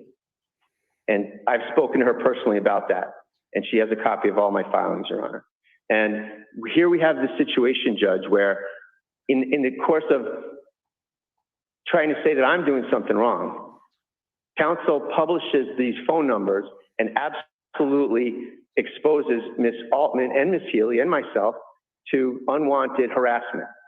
And in this case, in fact, as I published in the filing, Ms. Altman did receive that very night a number of obnoxious, threatening, harassing messages, and I published one of them for you so you can see what she was dealing with. And this is from counsel for the Commonwealth. Lawyers have obligations, Your Honor.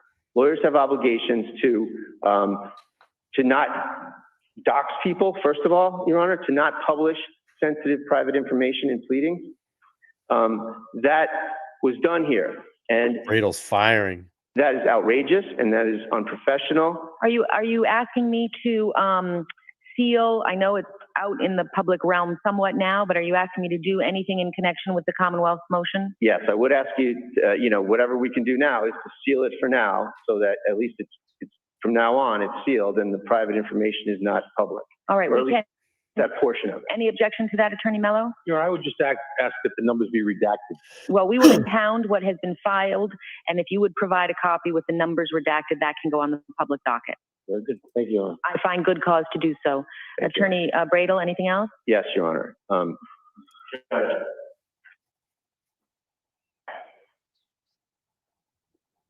In this case, Your Honor, counsel for the Commonwealth has charged Mr. Kearney with the exact same conduct, categorically, as he has done here to me, to Ms. Healy, and to Ms. Altman, with the results actually happening to Ms. Altman, unfortunately. I'm not going to go over the factual underpinnings of it, Judge. It's in my motion. But the same exact conduct is charged to Mr. Kearney, where he's alleged to have held up a piece of paper on his YouTube show with phone numbers on it, and then called phone numbers, and then mentioned phone numbers on his show. And then that was to one of the troopers on the underlying Kearney murder case, Your Honor. Oh, we have a new story on Turtleboy Daily News. I'll read that right after this stream. And then It's broke 10 minutes ago. the charging documents indicate, Your Honor, that Mr. Proctor, the trooper involved, received threatening messages, et cetera, et cetera. And that was the basis in the Stoughton court for a charge of witness intimidation on Mr. Kearney. And here, counsel for the Commonwealth has engaged in the exact same behavior with the exact same results that Ms. Altman has received threatening messages. And that's the basis of your request that I issue an order to show cause regarding recusal. That's correct, Your Honor. All right? Counsel now has a personal stake in this case because counsel's committed the exact same, categorically committed the exact same conduct that he's charging my client with. It's just, talk about unprecedented. Mr. Mello likes to talk about what's unprecedented. What's unprecedented is that the prosecutor is engaging in the same criminal conduct that Mr. Kearney is alleged to have engaged in. Counsel for the Commonwealth now has developed a personal stake in this case. Counsel for the Commonwealth is not a disinterested observer, an advocate for the Commonwealth interested in doing justice. That's the Bradl we needed to hear right there. That's the Bradl we wanted to hear. And that's, he's pissed. He's pissed now that he's getting dragged in and this is wasting fucking time. That's the Bradl everybody wanted to hear. I'm glad he got that on the record. Good for him. For the Commonwealth has inserted themselves, has wrapped themselves in personally into the allegations in the case. All right. I understand your argument I'm going to play it based again. on that, Judge, I'm gonna request to play again. Let's go back. regarding recusal. that's correct, Your Honor. All right? Counsel now has a personal stake in this case because counsel's committed the exact same, categorically committed the exact same conduct that he's charging my client with. It's just, talk about unprecedented. Mr. Mello likes to talk about what's unprecedented. What's unprecedented is that the prosecutor is engaging in the same criminal conduct that Mr. Kearney is alleged to have engaged in. Counsel for the Commonwealth now has developed a personal stake in this case. Counsel for the Commonwealth is not a disinterested observer, an advocate for the Commonwealth interested in doing justice. Counsel for the Commonwealth has inserted themselves, has wrapped themselves in personally into the allegations in the case. All right, I understand your argument. So based on that, Judge, I think, I'm not asking right this minute that he be disqualified, but I'm asking that you issue an order to show cause and set up a hearing as to why counsel for the Commonwealth should not be disqualified in this case. Attorney Mello, how much time do you need to respond to that request? Which one in particular, The Judge? request that I issue an order to show cause regarding recusal. I believe that Mr. Bradl has put 14 days in his motion. I believe he requested the maximum within 14 days. That asked for the 14 days, Judge. And if I may, Judge, there's a huge distinction. Well, wait a minute. So you're saying you will file something in response by February 9? Yes, please. All right. When I receive that, I'll make a determination about whether I issue an order to show cause and whether we have an evidentiary hearing. But if I may, Your Honor, the distinction that Mr. Bradl, between the facts and what Mr. Bradl is saying, Mr. Bradl is indicating this was doxed. The reality is the telephone numbers here were absolutely relevant to this matter. This wasn't a gratuitous publication of telephone numbers of individuals. This is a publication to the court. This was a filing with the court. It was not an outside filing. It was not a press release, whatever. It's a filing with the court of the numbers that Mr. Bradl indicated were attorney numbers. That's a lie, Your Honor. I did not indicate they were attorney numbers. Don't interrupt. I've read what you indicated. Go ahead. And Mr. Bradl indicated they were attorney and paralegal numbers, Your Honor. He published that to the jail. Okay?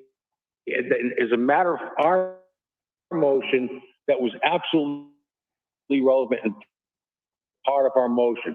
Had it been a different number, whatever the case motion, they were very relevant. And then the motion could not have flown otherwise, Judge. All right. I appreciate everybody's arguments. I understand everybody's arguments. Let me tell you how I have endorsed what is in front of me. Jeff, who's been? So Jeff says someone pointed out that he's been liking Brian Alberts and Jen McCabe's posts. Who has? Who are you talking about? Turtleboy or Mello? I'd like to know that. Who are you talking about? Curious. At the moment, the Commonwealth's motion for remedial orders and sanctions has two endorsements. Number one, counsel for Mr. Kearney is to inform Norfolk County Jail by the end of day today that he is the only attorney of record for Mr. Kearney at this time, and report to the court in writing by close of business Monday, January 29th, that he has done so. Second order on the motion for remedial orders and sanctions. Upon oral request for good cause, paper 4, the Commonwealth's motion, is impounded. Counsel for the Commonwealth to file a redacted copy for the public file. Mr. Bradl's cross motion is endorsed Commonwealth to respond to cross motion on or before February 9, 2024. With respect to the Commonwealth's other requests for relief in the motion for remedial orders and sanctions, I will take those under advisement. Thank you, Your Honor. We have a 2/16 date for pretrial conference too. Thank you. Thank you all. Fair judge. No, totally unrelated. Could I have the warrant brought in? What court was this at? Was this Stoughton? Does anybody know? Was this Dedham or Stoughton?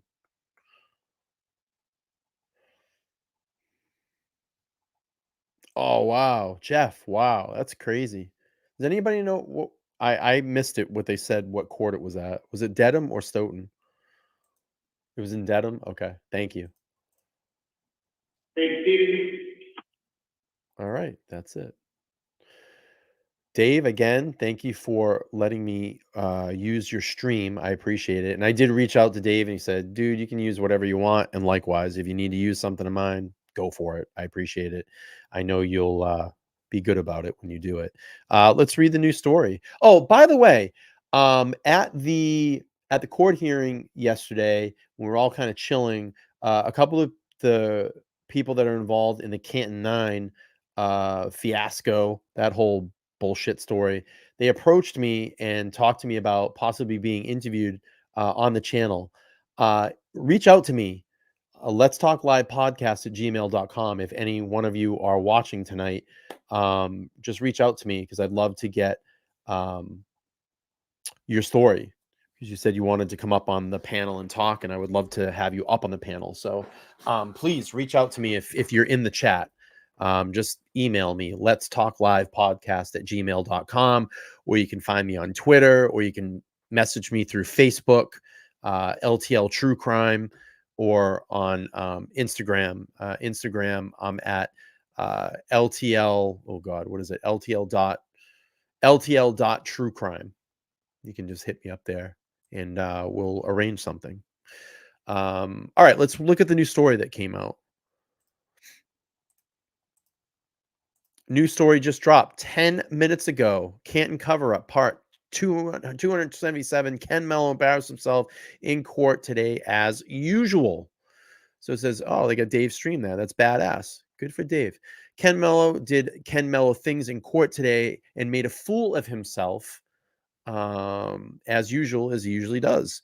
Judge Deborah Squires Lee took both his and attorney Tim Bradl's motions under advisement after Mello asked the court to take away access to Turtleboy's phone in jail and fine Bradl $10,000.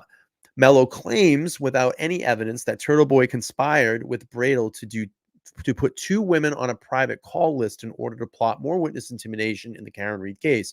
In response to this ridiculous motion, Bradl filed his own motion against Mello, asking Mello to donate $20,000 to charity and issue a public apology for doxing the two women, which he recently led to threats. The hearing began with the judge asking why Turtleboy's phone should be limited, since Mello was accusing Turtleboy of violation of jail rules, not a court order. Mello had no rational response because he is a very stupid person. Oh, gosh. Mello then complained about his tweet made on Turtleboy's account, claiming that it is a harassment of Lindsay, and I don't want to say her last name, not that I just don't care. And I'm probably going to mispronounce it anyway, and I just don't really care to say it. And urging people to call out DCF on her because it mentions her name. And this was yesterday. Hey, there's my picture. That's great. Not the kissy one, but the one they used it in that post. Thank you. Lori, thank you for becoming a new member. Thank you, thank you, thank you. Okay, so going here, let's see. There were only two in the apartment on December 24th, Lindsay and Turtleboy. There are only two people who know 100% certain that Turtleboy is innocent. The tweet is accurate, as usual. Mello is attempting to frame free speech and harassment. He believes that people should be allowed to lie to the police and in court and never be questioned or mentioned.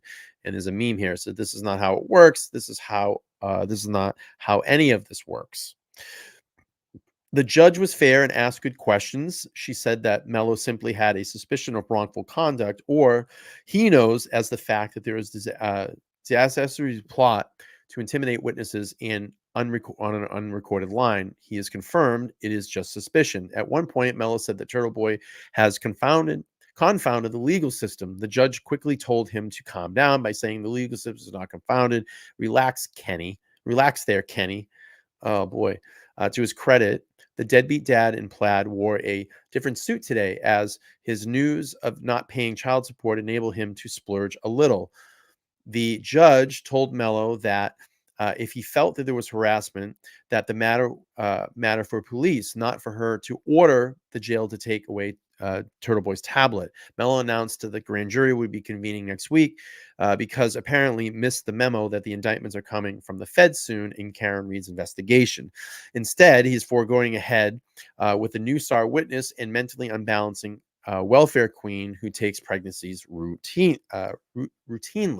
The judge pointed out to Mello that she should that she doesn't have to power sanction an attorney over professional conduct violations and violating jailhouse rules on any rise to profession conduct violations that led to a hysterical exchange. Mello, this is affecting the administration of justice, the judge says. how this has affected the administration of justice. Mello, Jen Altman is well known and a Turtle Riot community is well known in the Turtle Riot community. What is the evidence? It's on the internet. I can't bring the whole internet to court. Usually you bring evidence to court. That's pretty good. Imagine an attorney and having to be reminded by the judge that you have to bring evidence to a court. Sherman Shortbus must have slept through the day of community college law school, although it's thought of him walking in a courtroom with a briefcase and just saying that says internet, and something that I can picture him doing. Basically, Mello thinks that he can make claims with no evidence, that he's just some nickname Krusty Panties told me that they're doing it, and so it must be true. An administrator from the jail testified and said that only the lawyer gets protected calls, but if that were the case, then why did they protect the calls from the woman who Bradl said was a paralegal? Let's see. The admin also testified that Mello and the unnamed state trooper were the ones who told the jail attendants to look into who was on the protected call list. I think that we know that that was Brian Tully, who has an unhealthy obsession with Turtleboy and likes to track down women who he thinks Turtleboy slept with instead of finding who he was driving that Ford Edge park outside Brian Albert's house. Hang on one second.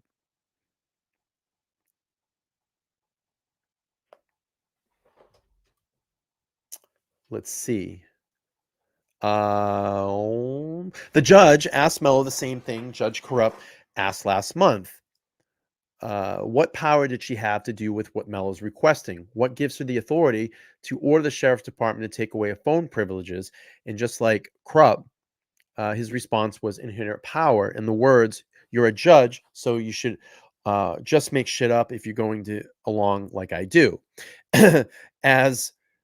As the judge pointed out, calls these two women no longer are protected, so there's really no issue here. Mello is a suspect that he may have plotted witness intimidation weeks ago. Therefore, the judge should ignore the law and appoint himself the sheriff. But Mello wasn't done saying stupid things. He attempted to justify doxing the two women and saying it's a filing with the court, and he did this with a straight face while actively charging Turtleboy with witness intimidation for reading Michael Proctor's phone number off of a filing with the court, and it doesn't see how hypocritical how stupid this makes him sound. We have a faith in Judge Squires will see this for the farce that it is and rule the same way Judge Corrupt did. Let's hope that she took under advisement to write a scathing response, ripping Mello for being so bad at his job. At 3 p.m. today, Lindsay, I'm not going to say the last name, reportedly called the jail complaining that Turtleboy violated the restraining order against her by getting a third party to call her. There's no evidence of this, and all of his calls are recorded anyway. It appears as if she and Mello are willing to lie over and over again in order to silence a journalist reporting the truth. Turtleboy has stated that he has never wanted to speak with her again, so apparently this is how she's dealing with that. Some people just don't seem to understand how the law works. I always love reading the entries. They're good. Really, really good stuff. So if you haven't seen that and you want to go back and read it for yourself without my commentary, there you go. There's the link. There is the linky dink. Let's read some of the chat.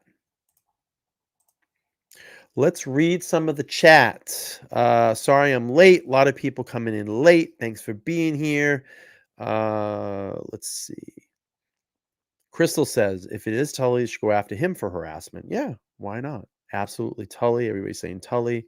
Slow down, Brian. I'm trying to read through and get quick, but you can read it as I drop the link just a couple of seconds ago. Let's see. Let's go back up. Bob Brown says, rip John O'Keefe. Absolutely.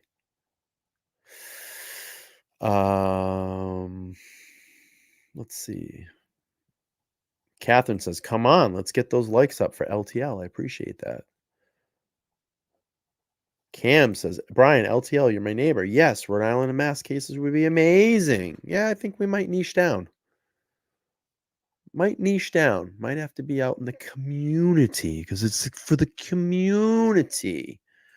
For the community.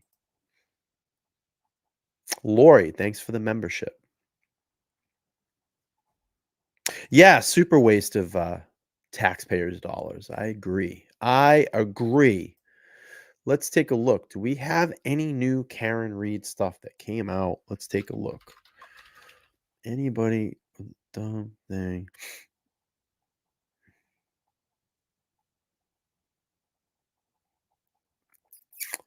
Nothing new. Okay. All right. When's the next Roland rally? I don't know. I don't think there's going to be one for a little while. I know everybody's saying Sanford Birchmore. I get it. I respect it. I possibly can take a look into it. Absolutely. I know absolutely. I'm going to be honest with you. I know nothing about the case. I know a little bit about it, but I don't know much about it. There's other case that I do want to get into that I'm starting to get some of the legal documents together so we can go through it, because there's going to be some motion hearings here, pretrial motion hearings in a couple of weeks. And I think that it's important to look through that case as well, because there's a lot of things that are going to be used in that case that they're not allowing to be used in Karen's case. And I see a lot of parallels, a lot of parallels. So maybe we can go through that. I don't know. Have to think.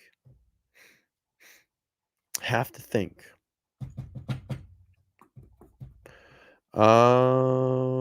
Let's see.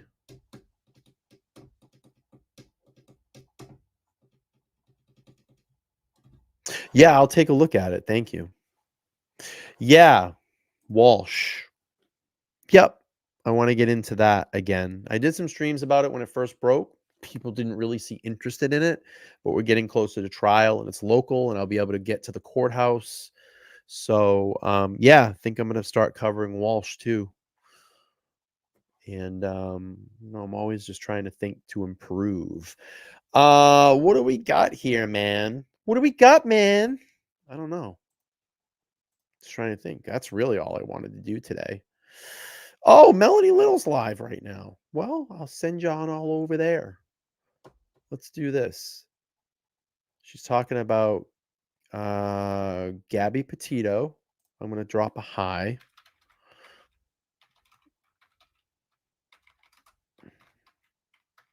I was wondering if she's been streaming. I haven't seen her streaming. But that's nice. Let's do this.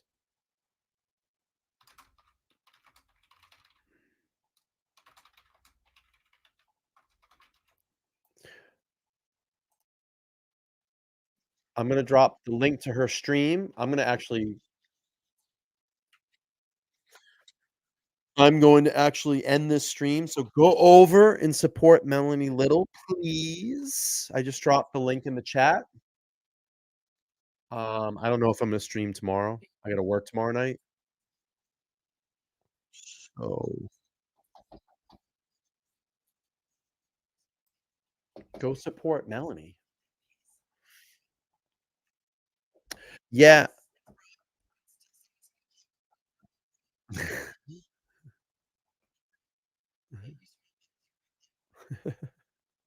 All right, I'm going to end this stream. Go support Melanie. Would I ever consider covering the Clancy case? I'm always careful. Yeah, I'm going to wrap this one up. Go if you're interested in Gabby Petito. She's doing that right now. I just dropped a link over there. Not sure if I'm going to stream tomorrow night. Maybe I'll do a members only. We'll hang out, do a members only. I might start firing up the second channel again. I want to get that channel monetized. If you're not subscribed to that channel before you leave, if you can do me a huge favor, huge. I have a second channel and I'm going to start doing some more content on it. It's called LTL Retro Rewind. And I'm going to drop the link. I'm trying to get to 1,000 subscribers on there. I'm at 770. I just need like 210 people, 220 people, and we'll be there. But it's fun. That channel's fun. Like we just screw around over there and it's nothing serious. We literally go back and just watch like old retro videos, like stuff that we watched when we were kids, commercials, toys that we used to play with, just shit like that. And it's so fun. There's no like format. We just hang out. People call stuff out. We did a lot of reviewing like old Arsenio Hall shows when all the hip hop artists used to be on there. It was just fun. Yeah, but please give it a subscribe. I would appreciate it. We'll get that channel up and monetized, and we'll get some more content over there. But yeah, go watch Melanie Little. She's live right now. I'm gonna head out. I may do a late night members only tomorrow night, and I'll definitely have something prepared on Sunday. I think I'm either gonna get into like Idaho or looking into the 3 guys that supposedly froze out in the snow in Kansas City. I've been waiting to jump on that because I wanted to see what more stuff comes out. Obviously, the toxicology report is going to take a while to happen, but we'll keep watching this. Not really a lot of court news happens over the weekend, so we know nothing crazy is going to happen. But if anything breaks or I get any documents passed to me through my source, I'll definitely get them out there and do them with you. So please go over and check out my second channel. Again, I appreciate it. And go check out Melanie Little. But yeah, LTL Retro Rewind. Check it out. All right, guys, ladies, I'm going to get out of here. Have a great night. Thank you for subscribing to my other channel. I appreciate it. Have a great night. I'll talk to everybody soon. Bye. Yeah, true crime, we going deep in the dark. Yeah, peeling back the layers, expose the hidden and mark. Yeah, from the streets to the alleys where the secrets lie. Getting into minds of the wicked, no alibi. True crime, unraveling the web of evil. No stone left unturned. We dive into the crime. Yeah, we digging up the dirt, bringing justice to the crime. LTL True Crime, unveiling dark realities of the true crime. Unraveling the web of evil. No stone left unturned. We dive into the crime. Yeah, we digging up the dirt, bringing justice to the crime. LTL True Crime, unveiling dark realities.